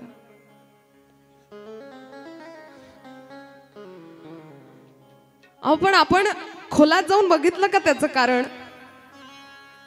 नुसतं काही काही देवस्थानामध्ये भोलेनाथाच्या पिंडीवर दारू चढवल्या जाते म्हणतात. मग भोलेनाथ तर पितात आणि आम्ही पिलं तर काय? खरं सांगायचं झालं तर भोलेनाथांचं म्हणणं आहे की ज्या वाईट गोष्टी आहेत त्या माझ्याजवळ आणून सोडून द्या, त्याग करा आणि चांगलं सुखरूप होऊन घरी जा. ही परंपरा पहिली आहे की दारू जर पिताय तर ती दारू आणा, माझ्याजवळ सोडा आणि संकल्प करा आता सोडली, आता याच्यानंतर हात नाही लावायचा आणि मग माघारी जा. पण ज्या पाहणारे आहेत ते पाहणाऱ्यांनी काय पाहिलं की भोलेनाथाला दारू चढवली, याचा अर्थ भोलेनाथ पितो, मग आपणही प्या, असा अर्थ अजिबात नाही. त्याच्याजवळ दारू लोकांनी सोडली, वाईट गोष्टींचा त्याग केला, भांग त्या ठिकाणी त्यागली की चला आता जी वाईट गोष्ट आहे ती देव स्वीकारतात. आपल्या सर्वांना माहिती आहे भोलेनाथांनी विष स्वीकारलं, हलाहल, जे सर्वात मोठं भयानक विष आहे तेही स्वीकारलं. कोणी स्वीकारायला तयार नव्हतं. सगळे देवता होते त्या ठिकाणी, सगळ्यांमध्ये सामर्थ्य होतं, पण कोणी स्वीकारलं नाही. शेवटी भोले बाबा म्हणाले चला वाईट आहे मी स्वीकारतो, हरकत नाही. त्याने हलाहल स्वीकारलं. म्हणून ही वाईट जी दारू आहे ती भोलेनाथांचं म्हणणं आहे माझ्याजवळ द्या, तुम्ही सोडा, तुम्ही सुदृढ व्हा तुमच्या जीवनामध्ये, ही वाईट गोष्ट इथेच त्यागून जा. आणि आणखीन एक गोष्ट, जर आपण जितक्या जोराने म्हणतो की भोले बाबा पीते हैं तो हमने पी तो क्या हरकत है, क्या प्रॉब्लेम है, मग आता भोले बाबा विष सुद्धा पितात, आपणही पिणार आहोत का? हा या ना? हा, येस और नो, हो की नाही? आता काही उर्दू भाषा मला येत नाही बा, या 3 येतात, 3 विचारलं. नाही पिणार ना आपण विष? जे देवांमध्ये सामर्थ्य आहे ते आपल्यामध्ये नाही आहे. आपण पहिले तर अंश आहोत त्याचे, आपण ईश्वर नाही आहोत. कानदेव नाही का? ईश्वर आणि अंश याच्यामध्ये फरक आहे. मला एक सांगा, जर एखादं पात्र असेल त्याच्यामध्ये गंगा मातेचं जल भरलेलं आहे, कोणी येतंय जातंय त्यांच्याकडे लक्ष देऊ नका. आणि हा आणखी एक विनंती, हात जोडून श्रोत्यांना, चालू कथेमध्ये कोणीही उठून बाहेर जाऊ नका. ज्यांना जायचं असेल त्यांनी प्लीज तिथे गेट जवळच बसत जा हवं तर, कारण काय ना व्यत्यय येतो कथेमध्ये आणि आपल्या कथेमध्ये व्यत्यय यायला नको. चालू कथेमध्ये कोणी उठू नका, गांभीर्याने शांततेने कथा ऐका. जर मला एक उत्तर द्या, जर एखादं पात्र आहे आणि त्याच्यामध्ये जर गंगा मातेचं जल भरलेलं आहे आणि ते जल पवित्र आहे, आपल्याला माहिती आहे कारण ते गंगेचं जल आहे, आणि त्या जलाला जर एखाद्या सुकराने म्हणजे डुक्कराने जर तोंड लावलं तर आपण ते जल स्वीकारणार आहोत का? आहोत का? नाही, कारण ते सुकराने उष्ट केलं, डुकराने उष्ट केलं, आपण त्याला घेऊ शकत नाही. जरी ते गंगा जल आहे तरी पण आता त्याची पवित्रता नष्ट झाली असं आपण भ्रम करतो. मग आता मला सांगा, हरिद्वारच्या गंगेमध्ये अख्खच्या अख्खं ते डुक्कर डुबून बाहेर येतं, तरी सुद्धा आपण त्या गंगेचा स्वीकार करतो की नाही? करतो की नाही? करतो, कारण तिच्यामध्ये निरंतरता आहे, ती वाहत जाते आणि कितीही डुक्कर गेलं तरी पण तिचं पावित्र्य त्या ठिकाणी नष्ट होत नाही. अंश आणि ईश्वर याच्यामध्ये हाच फरक आहे. हे जे पात्र आहे ना हे आपण आहोत, अंश आहोत. आपल्याला मायेने एकदा उष्ट केलं की आपण अपवित्र होतो, पण तो भगवंत जो गंगेसारखा नितळ आहे, ज्याच्यामध्ये गंगेसारखी सातत्यता आहे, ज्याच्यामध्ये गंगेसारखी निरंतरता आहे, तो कधी अपवित्र होत नाही. अहो किती वेळेस ऐकावं आपण, आपण किती वेळेस कथा ऐकलेली आहे, पण कधी बोर वाटते का कथा, की फारच बोरिंग होतंय असं होतं का कधी? नाही. कथा ही त्याचंच स्वरूप दर्शन करवून देणारी आहे. ती कधी बोर होत नाही, ती कधी जुनी होत नाही. आपण कितीतरी वेळेस ऐकलं, रूप पाहता लोचनी सुख झाले बो साजणी तो हा विठ्ठल बरवा, तो हा विठ्ठल बरवा, तो हा माधव बरवा, तो हा माधव बरवा, माधव बरवा, तो हा विठ्ठल बरवा.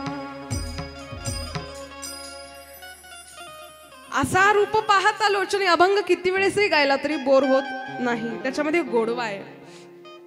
सुंदर ते ध्यान उभे विटेवरी, सुंदर ते ध्यान करकटेवारी,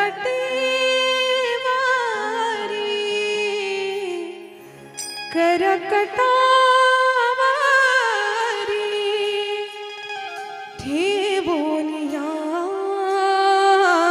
सुंदर ते ध्यान उभे विटेवरी, सुंदर ते ध्यान उभे विटेवरी, सुंदर ते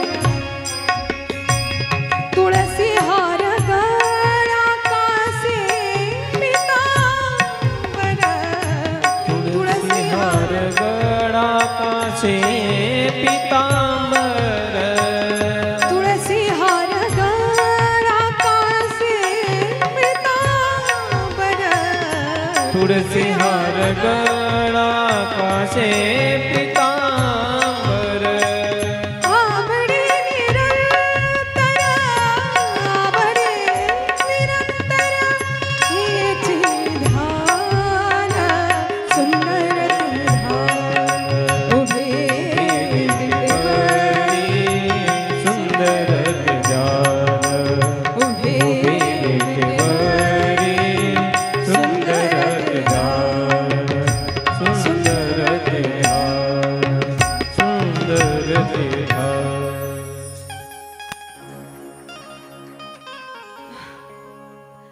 तुका म्हणे माझे हेची सर्व सुख, पाहीन श्रीमुख, पाहीन श्रीमुख, आवडीने सुंदर ते ध्यान.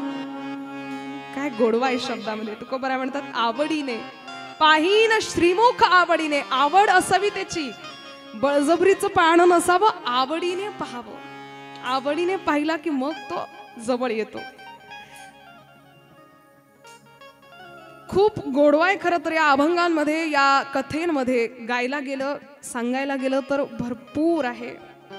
असं वाटतं की भगवंताने हे जे आपल्यावर काम सोपवलेलं आहे हे असंच निरंतर चालत राहावं. याच्यामध्ये गोडवा आहे. कारण नहीं तो हमें कौन पूछता था तेरी बंदगी से पहले, मुझे कौन पूछता था, मैं बुझा हुआ दिया था तेरी बंदगी से पहले.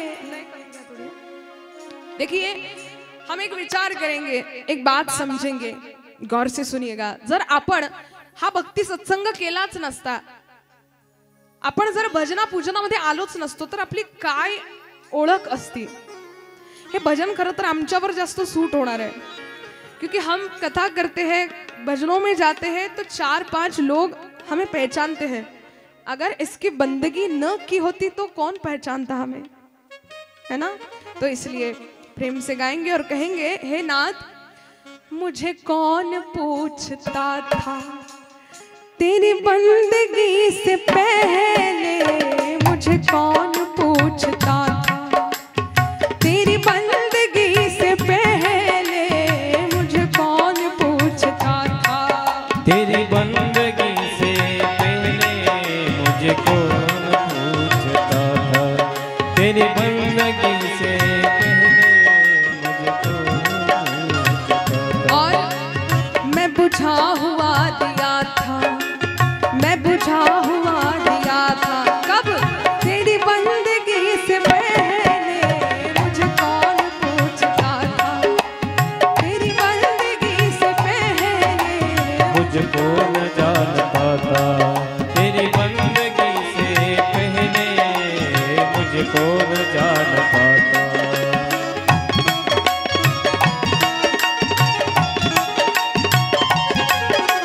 हरि बोल।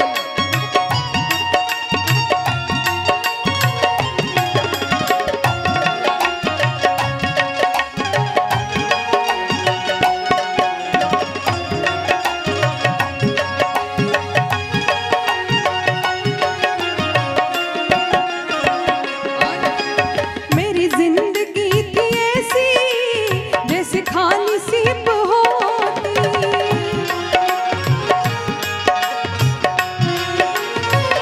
और मेरी बढ़ गई है कीमत, तूने भर दिए हैं मोती।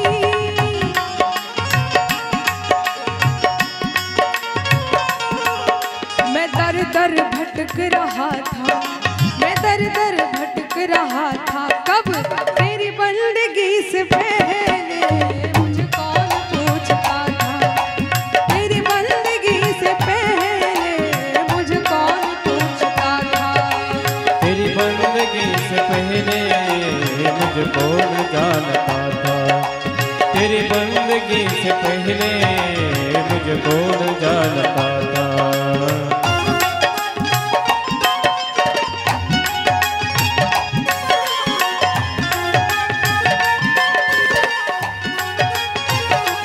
जय हो।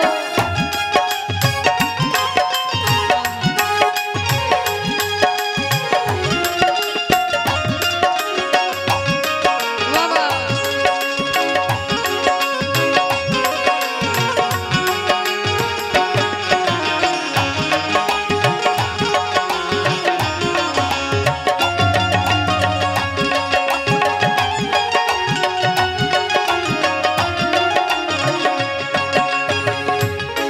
और तू तो प्रभु बड़ा है, तेरी रहमतें बड़ी है,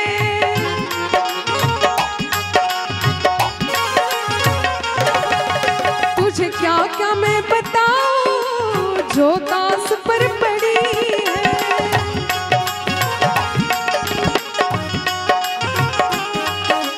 लय गीत ना गला था, लय गीत ना गला था, तेरी बंदगी से पहले, मुझे कौन पूछता था तेरी बंदगी से पहले, मुझे कौन पूछता था तेरी बंदगी से पहले मुझको न जानता था, तेरी बंदगी से पहले मुझको न जानता था।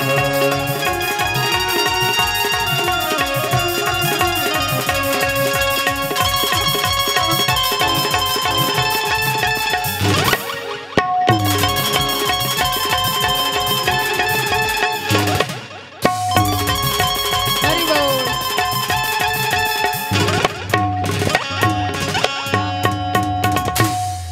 वाह वाह, क्या बात है। एक बार जोरदार तालियां बजा के स्वागत करें। बहुत बढ़िया। तो ऐसा है भैया, हमें कौन पूछता था, तालियां तो बजती है। क्यों बजती है? क्योंकि ये सब किया इसलिए बजती है।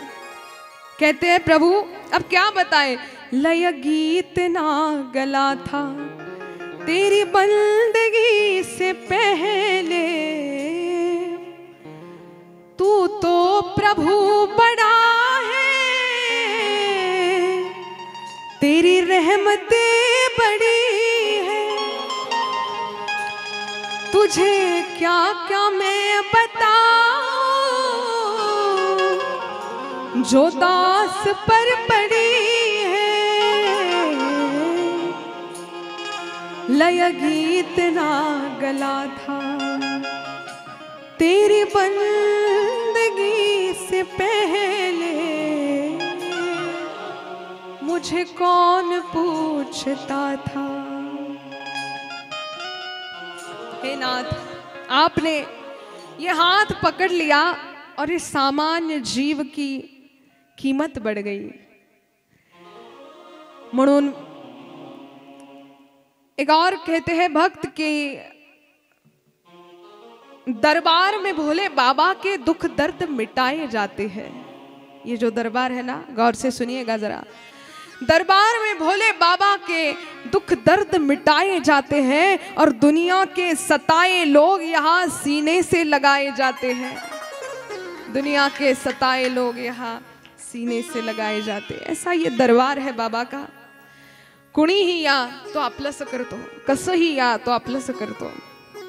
म्हणून त्याची कथा ऐकणं म्हणजे आपल्या जीवनातलं सर्वात एक मोठं भाग्य उदयाला आलेलं आहे। स्वतःला सामान्य समजू नका, स्वतःची पाठ थोपटा की देवा तुझ्यामुळे आम्हाला तुझी कथा ऐकायला मिळाली। अहो इतका भक्तवत्सल आहे तो की त्रिदलम त्रिगुणाकारम त्रिनेत्रंच त्रयायुधम त्रिजन्म पाप संहारम एक बिल्वम शिवार्पणम। इतका करुणाकर आहे, कान देऊ नये का। त्रिदल असलेलं हे बिल्वपत्र, सर्वांना माहिती आहे ना बिल्वपत्र, बेलपत्र। 3 पानं आहेत याला। याचेही वाहण्याचे पण भरपूर नियम आहेत बरं, आपण ऐकणार आहोत।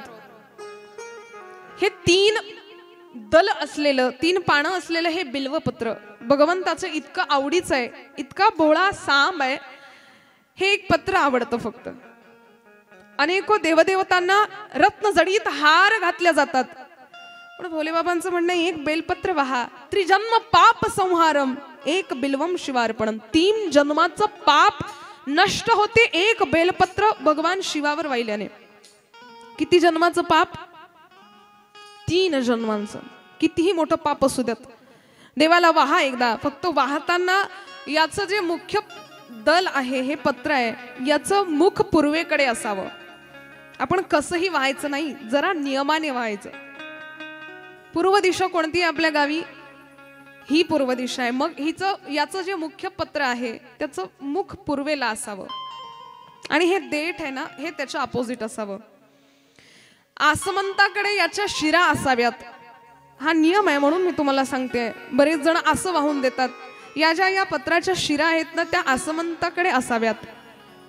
नवे या शिवमहापुराण ग्रंथावर सुद्धा हे बिल्वपत्र वाहिल्याने स्त्रियांचं सौभाग्य वाढतं। शेवटच्या दिवशी आपण कथेच्या समापनाच्या दिवशी आदल्या दिवशी सर्वांनी बिल्वपत्र व्हायचं आणि शेवटच्या दिवशी इथे ग्रंथपूजन करतेवेळी ते बिल्वपत्र घेऊन जायचं।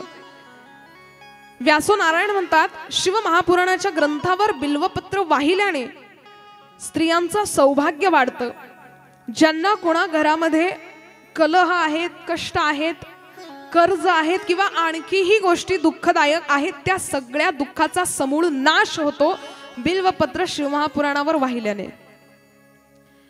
म्हणून इथे आल्यानंतर आता रोज तर नाही, पण 6व्या दिवशी आपण सर्वांनी या ठिकाणी बिल्वपत्र व्हायचं। कथा सुरू होण्याच्या आधीच, मधात कोणीच येणार नाही। आणि हेच बिल्वपत्र आपल्या पदरामध्ये प्रसाद म्हणून घेऊन जायचं। त्रिदलम त्रिगुणाकारम 3 गुणांनी युक्त असलेला भगवान भोली सांब। त्रिनेत्रंच त्रयायुधम, त्रिनेत्र आहेत त्याला आणि 3 प्रकारचे आयुध म्हणजे शस्त्र तो धारण करतो।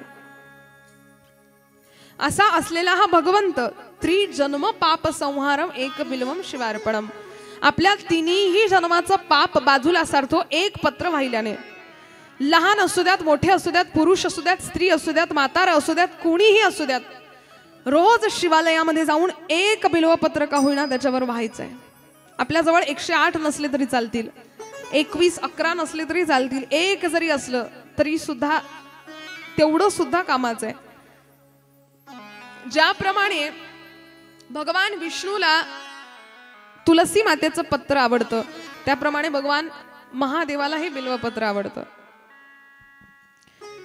आणि तसही शिवलिंगाला आपल्या संपूर्ण शास्त्रामध्ये आणि संतांच्या म्हणण्यानुसार लिंग या शब्दाचा अर्थ होतो चिन्ह.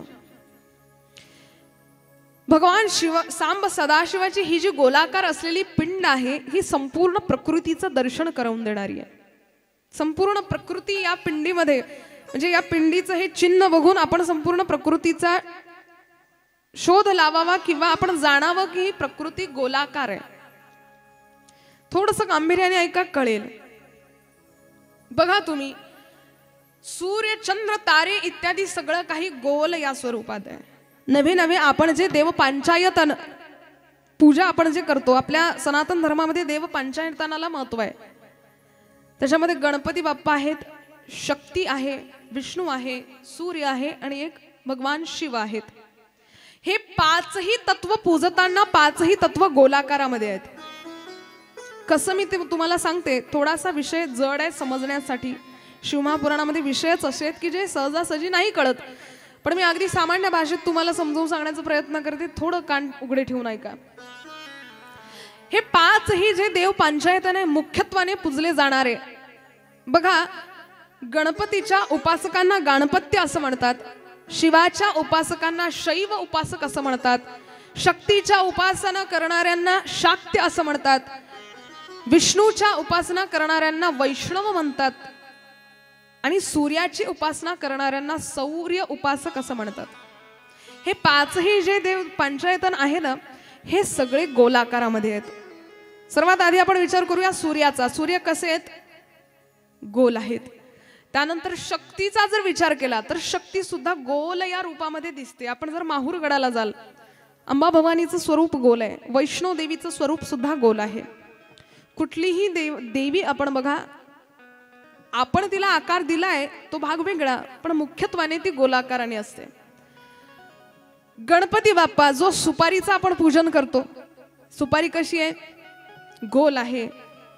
म्हणजे हे जे तत्व आहे हे भगवान शिवच आहे, हे दाखवणारे हे पाच तत्व आहेत, म्हणून मी तुम्हाला सांगते. त्यानंतर वैष्णव जे आहेत, आपण भगवंताचं स्वरूप भागवतामध्ये ऐकतो की तो पायाला देवड घातलेला असतो आणि हातामध्ये वंशी धारण केलेला असतो. पण ज्यावेळी तो त्या तुळशीमध्ये आपण पूजतो, काय नाव आहे त्याचं? काय म्हणतात त्याला? तुळशीमध्ये जो ठेवलेला असतो शालिग्राम. गंडकी नदीमध्ये मिळणारा हा शालिग्राम, हा कसा आहे? गोल आहे. आणि हा शालिग्राम म्हणजेच हा कृष्ण आहे, बरं, विष्णू आहे. मग याचं सुद्धा पूजन गोल या स्वरूपामध्ये केलं जातं. आणि शिवलिंगाची जी पिंड आहे ती सुद्धा गोलाकारामध्येच आहे, जेणेकरून शास्त्र आपल्याला सांगतं की हे जे शिवतत्व गोलाकार आहे हे संपूर्ण पृथ्वीमध्ये आहे. पृथ्वीचा कण कण सुद्धा गोल आहे. आपली निर्मिती, आपण ज्यावेळी आईच्या गर्भामध्ये होतो त्यावेळी सुरुवात एक मासाच्या गोळ्यापासून झालेली आहे, तो सुद्धा गोल स्वरूपामध्ये आहे.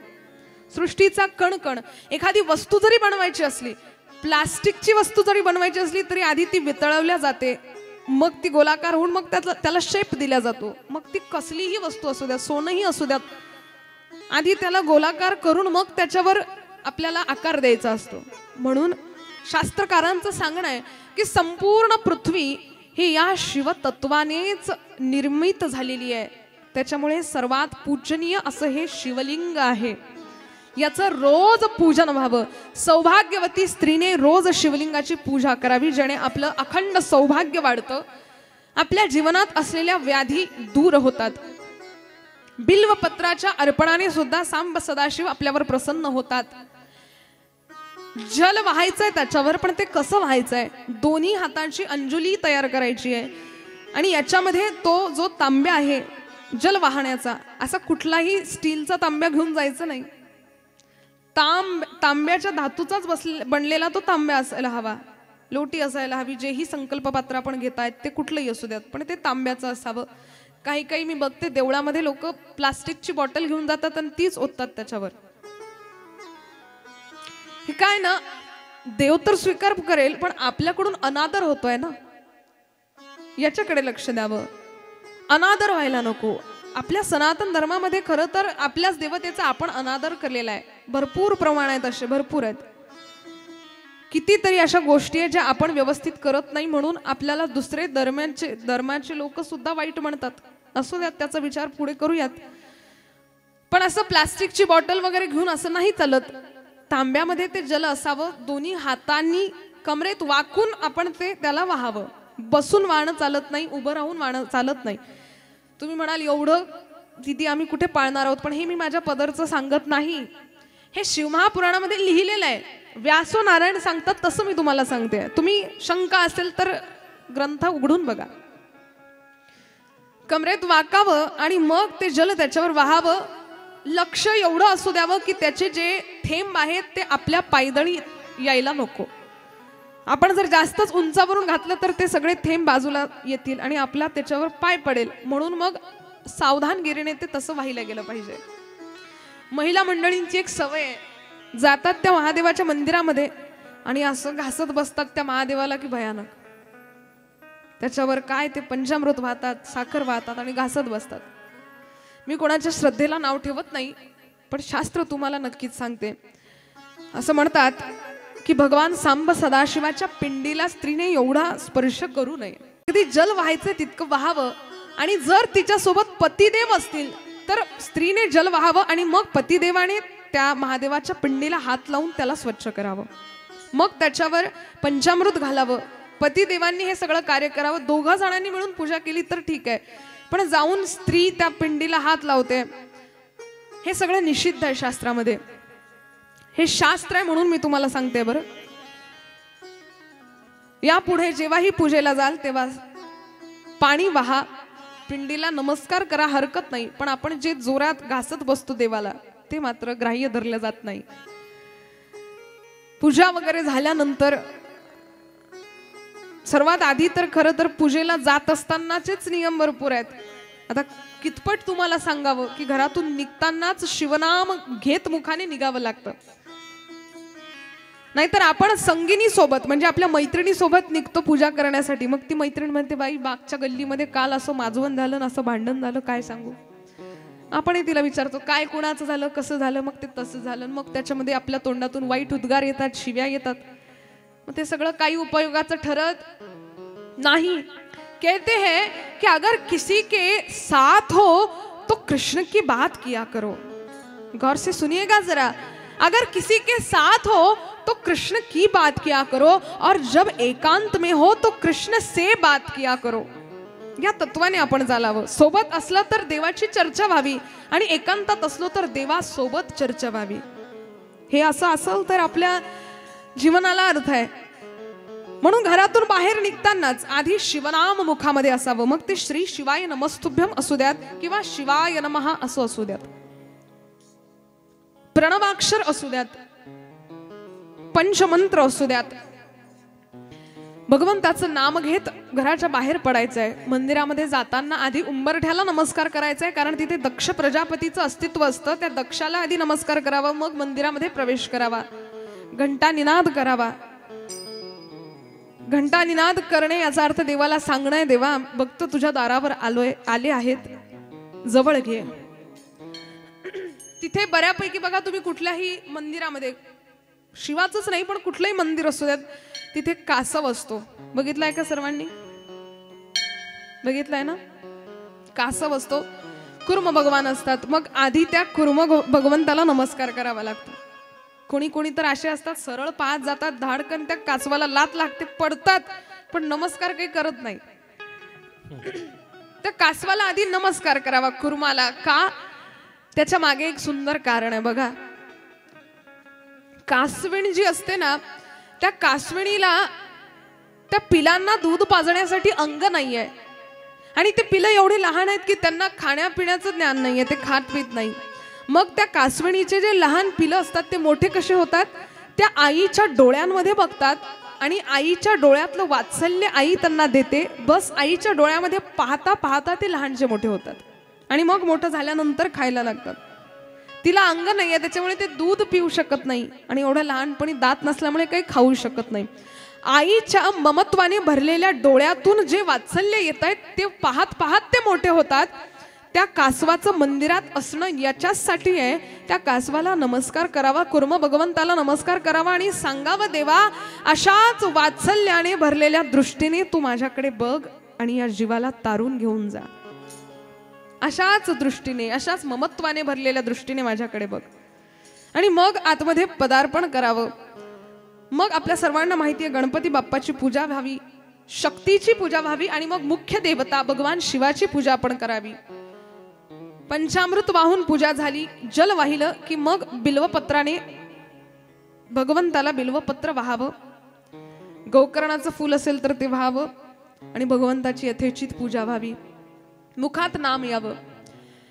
कितीतरी अशा लोकांचा उद्धार झालेला आहे भगवंताच्या पूजेने, भगवंताच्या कथेने. एक बाष्कल नामक गाव होतं. तिथे एक ब्राह्मण राहत होता, नाव होता बिंदुक. कान देऊ नये का कथा, शिव महापुराणाच्या श्रवणाने काय झालेलं आहे. बिंदुक नावाचा ब्राह्मण त्या ठिकाणी राहत होता. विवाह झालेला होता, पत्नीचं नाव होतं चंचुला. आता हा बिंदुक धर्मभ्रष्ट ब्राह्मण होता. हा कधीच त्रिकाल संध्या करत नव्हता, धर्मभ्रष्ट आहे. अगदी ब्राह्मणाचा जोही वैश्वदेव आहे किंवा जेही कर्म आहे, त्रिकाल संध्या कर्म आहे, हा तो करत नाही. वेश्यांचा संग करतो, इंद्रिय व्यापार करतो, लोकांना मारझोड करत आपली उपजीविका चालवतो. असा असलेला तो बिंदू, त्याची पत्नी फार धर्मनिष्ठ होती, चंचुला. धर्मनिष्ठ असलेली ही स्त्री निरंतर भगवान शिवाचं नाम गुणगान गायची, देवाचं पूजन करायची, रोज तुलसीला पाणी व्हायची. महाप्रसाद जननी सर्व सौभाग्यवर्धिनी आदि व्याधी हरा नित्यम तुलसीत्वम नमोस्तुते. रोज तुलसी मातेचे पूजन करून आपलं जीवन समृद्ध करायची. निरंतर नाव मुखात असायचं. गोविंद बोलो हरी गोपाल बोलो. सर्वांनी टाळी वाजवत मुखाने नामचिंतन गात आपल्याला 2 मिनिटं नाम घ्यायचंय. गोविंद बोलो हरि गोपाल बोलो. गोविंद बोलो हरि गोपाल बोलो. राधा रमण हरि मुकुंद बोलो. राधा रमण हरि मुकुंद बोलो. गोविंद बोलो हरि गोपाल बोलो. गोविंद बोलो. सभी ताली बजाते हुए प्रेम से. राधा रमण हरि मुकुंद बोलो.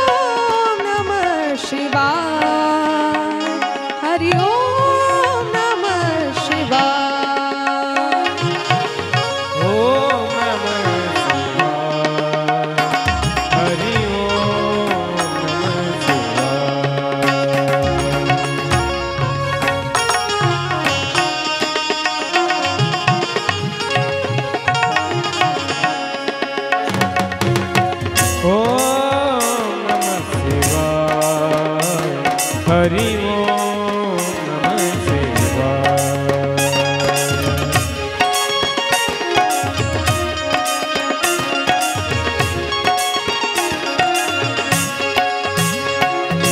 ओम नमः शिवाय, हरि ओम नमः शिवाय। ओम नमः शिवाय, हरि ओम नमः शिवाय।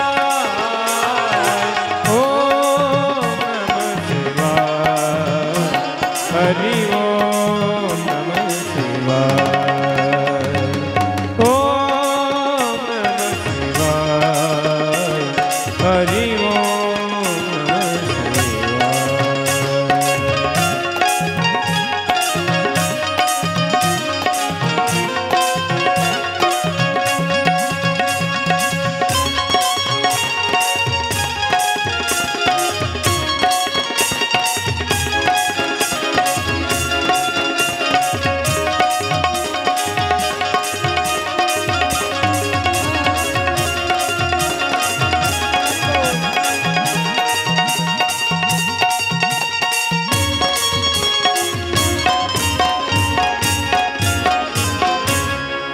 वा.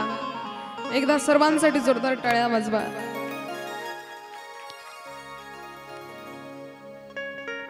तर ही चंचुला निरंतर भगवंताचं नाम गुणगान गायची, देवाची सेवा करायची. हिने पतीला समजावून सांगितलं की तुम्ही वाईट कर्म करू नका, चांगल्या रस्त्याने लागा, चांगलं कर्म करा. पण पती काही ऐकायला तयार नाही. शेवटी आता हिची सुद्धा मती बिघडली, पालटली आणि आता ही सुद्धा व्यभिचार करायला लागली. ही सुद्धा व्यभिचार करायला लागली आणि वाईट गोष्टींचं अनुकरण करायला लागली, इंद्रिय व्यापार करायला लागली. दोघांचीही संमती झाली आणि दोघही जण व्यभिचार करायला लागले. धर्मभ्रष्ट दोघही जण झाले. कालांतराने हिचा पती मरण पावला. बिंदुक नावाचा ब्राह्मण मरण पावला. आता मात्र दैवयोगाने आपल्या आप्तेष्टांसोबत गोकर्ण धामाला ही चंचुला तीर्थाटना करता गेली. गोकर्ण धामाला गेली असताना त्या ठिकाणी अनायासे एक साधू, एक ब्राह्मण देवता मंदिरामध्ये शिव महापुराणाची कथा सांगत होते. ही शिव महापुराण कथा हिने ऐकली आणि त्याच्यामध्ये ते ब्राह्मण देवता सांगत होते की पत्नीने कसं असावं या विषयावर तिथे चर्चा सुरू होती. की पत्नीने पतीशी इतकं एकनिष्ठ असावं, स्वप्नात जरी परपुरुषाचं दर्शन झालं तरी तिचं पातिव्रत्य भंग झाल्याशिवाय राहत नाही, असा भरपूर उपदेश त्या ठिकाणी त्यांनी केला. आता हिला मात्र पश्चाताप झाला की आपण आपल्या जीवनामध्ये कधीच इतक्या पावित्र्याने राहिलो नाही, नेहमी व्यभिचार केला. आता आपण किती पापामध्ये जाणार आहोत, आपल्याला कुठली शिक्षा होईल. जाऊन गडबडाट लोळायला लागली. त्या संतांना सांगायला लागली की क्षमा करा, माझ्याकडून भरपूर पातक झालेला आहे, आता याच्यातून मी बाहेर कसं पडू याचा उपदेश मला तुम्ही करा. ब्राह्मण देवतेने सांगितलं तुला पश्चाताप झाला, याचा अर्थ अंतःकरणाची शुद्धता झाली. एक काम कर, भगवंताची सुंदर अशी कथा श्रवण कर. शिव महापुराण जर तू कानाने ऐकलं, जरी मुखाने देवाचं नाव घेतलं जरी, तरी तुझ्या पापाचा नितपात झाल्याशिवाय राहणार नाही. तू शिव महापुराण कथा ऐक. त्यावेळी त्या मातेने विनंती केली की प्रभू, मी दुसरीकडे कुठे जाऊन ऐकण्यापेक्षा तुम्हीच मला पुन्हा पहिल्यापासून शिव महापुराणाची कथा ऐकवा. माझ्या डोक्यावर झालेलं हे पापाचं ओझं आता मला कमी करायचं आहे. ब्राह्मण देवतेने होकार दिला आणि त्या ठिकाणी शिव महापुराण कथा सुरुवात झाली. ही शिव महापुराण कथा या चंचुलेने ऐकली. अंतःकरणातला सगळा मळ निघून गेला. रोज गंगा स्नान घडलं, भगवत चिंतन घडलं, भगवत कार्य घडलं, भगवंताची कथा कानाने ऐकल्या गेली आणि अंतःकरणातला सगळा मळ दूर जाऊन आता स्वच्छ अंतःकरणाने रोज भगवंताची पूजा अर्चा करायला लागली. कसलाच प्रकारचे कष्ट न होता हिने देहत्याग केला. ही मरण पावली. खान देऊ नये का. मरण पावल्यानंतर शिवभजनामध्ये ही रत झालेली होती. म्हणून आता माता पार्वतीने हिला जवळ स्थान दिलं. ही माता पार्वतीची सेवा करायला लागली. माता पार्वतीचं पूजन करत होती. माता पार्वतीची हवी तशी सेवा करत होती. एक दिवस माता पार्वतीने हिला विचारलं की तू इतक्या दिवसापासून माझी सेवा करते, तुला काय हवंय ते माग. त्यावेळी या चंचुलेने माता पार्वतीला मागितलं की माता, माझी एकच इच्छा आहे, माझा जो पती आहे तो फार पाप कर्म करून मेलेला आहे. तो आता सध्या कुठे आहे, तो कुठल्या परिस्थितीमध्ये आहे, तो काय करतो, स्वर्गात आहे की नरकात आहे, हे मला पाहायचंय. माता पार्वतीने डोळे गच्च बंद केले, अंतर्दृष्टीने बघितलं. ऐक चंचुला, विंध्य पर्वतावर तुझा पती प्रेत योनीमध्ये फिरतोय, हवा खातोय, कारण त्याला अन्न पाणी खाण्याची परवानगी नाही, प्रेत योनीमध्ये आहे. अंग जर्जर झालेला आहे, अकराळ विक्राळ असं त्याचं स्वरूप आहे, कोणी त्याला आपलं असं करत नाही. विंध्य पर्वतावर नुसता फिरत असतो इकडे तिकडे, भूत प्रेत योनीमध्ये येतो. आणि त्याचा जर उद्धार व्हावा असं तुला वाटत असेल, चंचुलेला सांगायला लागली माता पार्वती, त्याचा जर उद्धार व्हावा असं तुला वाटत असेल तर माझ्या भगवंताची शिवकथा तू त्याला ऐकव. आणि ही कथा जर त्याने ऐकली तर भूत प्रेत असलेला तो जो तुझा पती आहे बिंदुग, तो चांगला एक देहधारी बनेल, यात शंका नाही. मग आता हे माता, मी विंध्य पर्वतावर जाताना कुणाला सोबत घेऊन जाऊ, कोण त्याला कथा ऐकवेल. मातेने आदेश केला तुंबरुजींना. तुंबरुजींना घोड्याचं मुख लागलेलं आहे आणि त्या तुंबरुजींना मातेने आदेश केला की जा, चंचुले सोबत तुम्ही जा, विंध्य पर्वतावर जा, तिथे फिरत असलेला हा जो भूत आहे, हा जो प्रेत आहे, त्याला एका ठिकाणी बांधून ठेवा आणि त्याला बांधल्यानंतर कथा त्याला ऐकवा. चंचुला आणि तुंबरुजी त्या ठिकाणी विंध्य पर्वतावर गेलेत. अकराळ विक्राळ स्वरूपाचा हा भूत योनीमध्ये प्रेत योनीमध्ये फिरत असलेला बिंदुग, त्याला एका ठिकाणी बांधून ठेवलं. आणि आता मात्र हा बांधल्या जात नव्हता, फार बलपूर्वक त्याला बांधण्याचा प्रयास केला. त्याला बांधलं, त्या ठिकाणी ठेवलं आणि आता तुंबरुजी आपल्या स्वमुखातून शिवमहापुराण कथा ऐकवायला त्याला सुरुवात करतायत. सुंदर एक व्यास मंच त्या ठिकाणी तयार केला.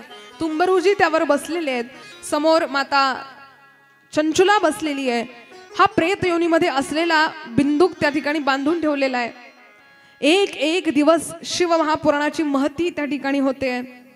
रोज रोज भगवंत शिवाचं त्या ठिकाणी नामचिंतन होते. सर्वांनी अगदी 2 मिनिटासाठी भगवंताचं नामचिंतन आपण गाऊयात.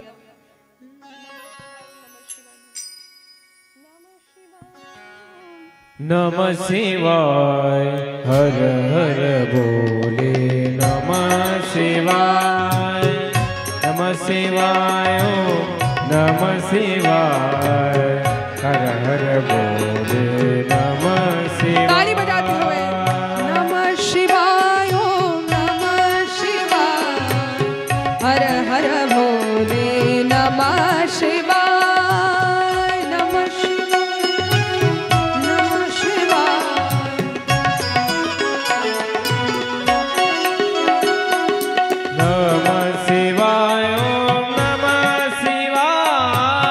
हर हर बोले, नमः शिवाय.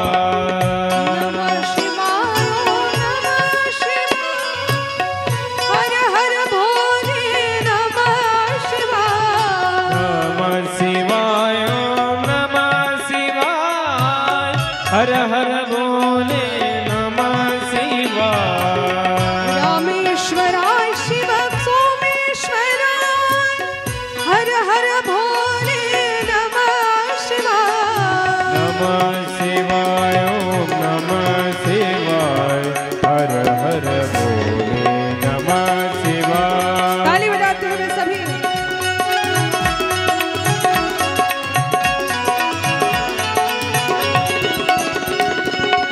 नमः शिवाय, नमः शिवाय, हर हर बोले, नमः शिवाय. जय हो.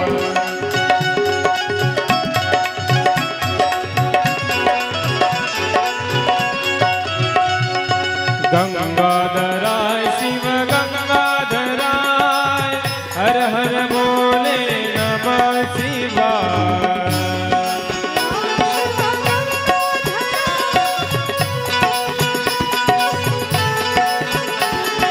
जटाधराय शिव जटाधराय हर हर बोले नमः शिवाय हरि बोल दोनों हाथ उठा के ओम नमः शिवाय ओम नमः शिवाय हर हर भोले नमः शिवाय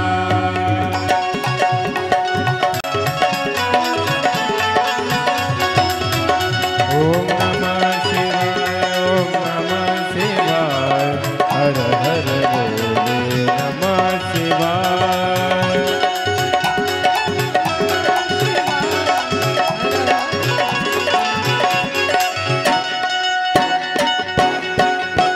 हरि बोल नमः शिवाय ओम नमः शिवाय हर हर बोले नमः शिवाय नमः शिवाय ओम नमः शिवाय हर हर बोले नमः शिवाय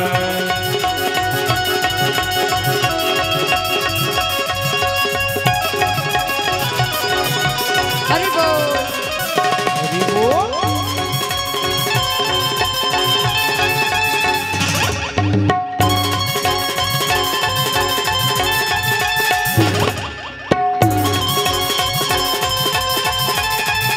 हरि बोल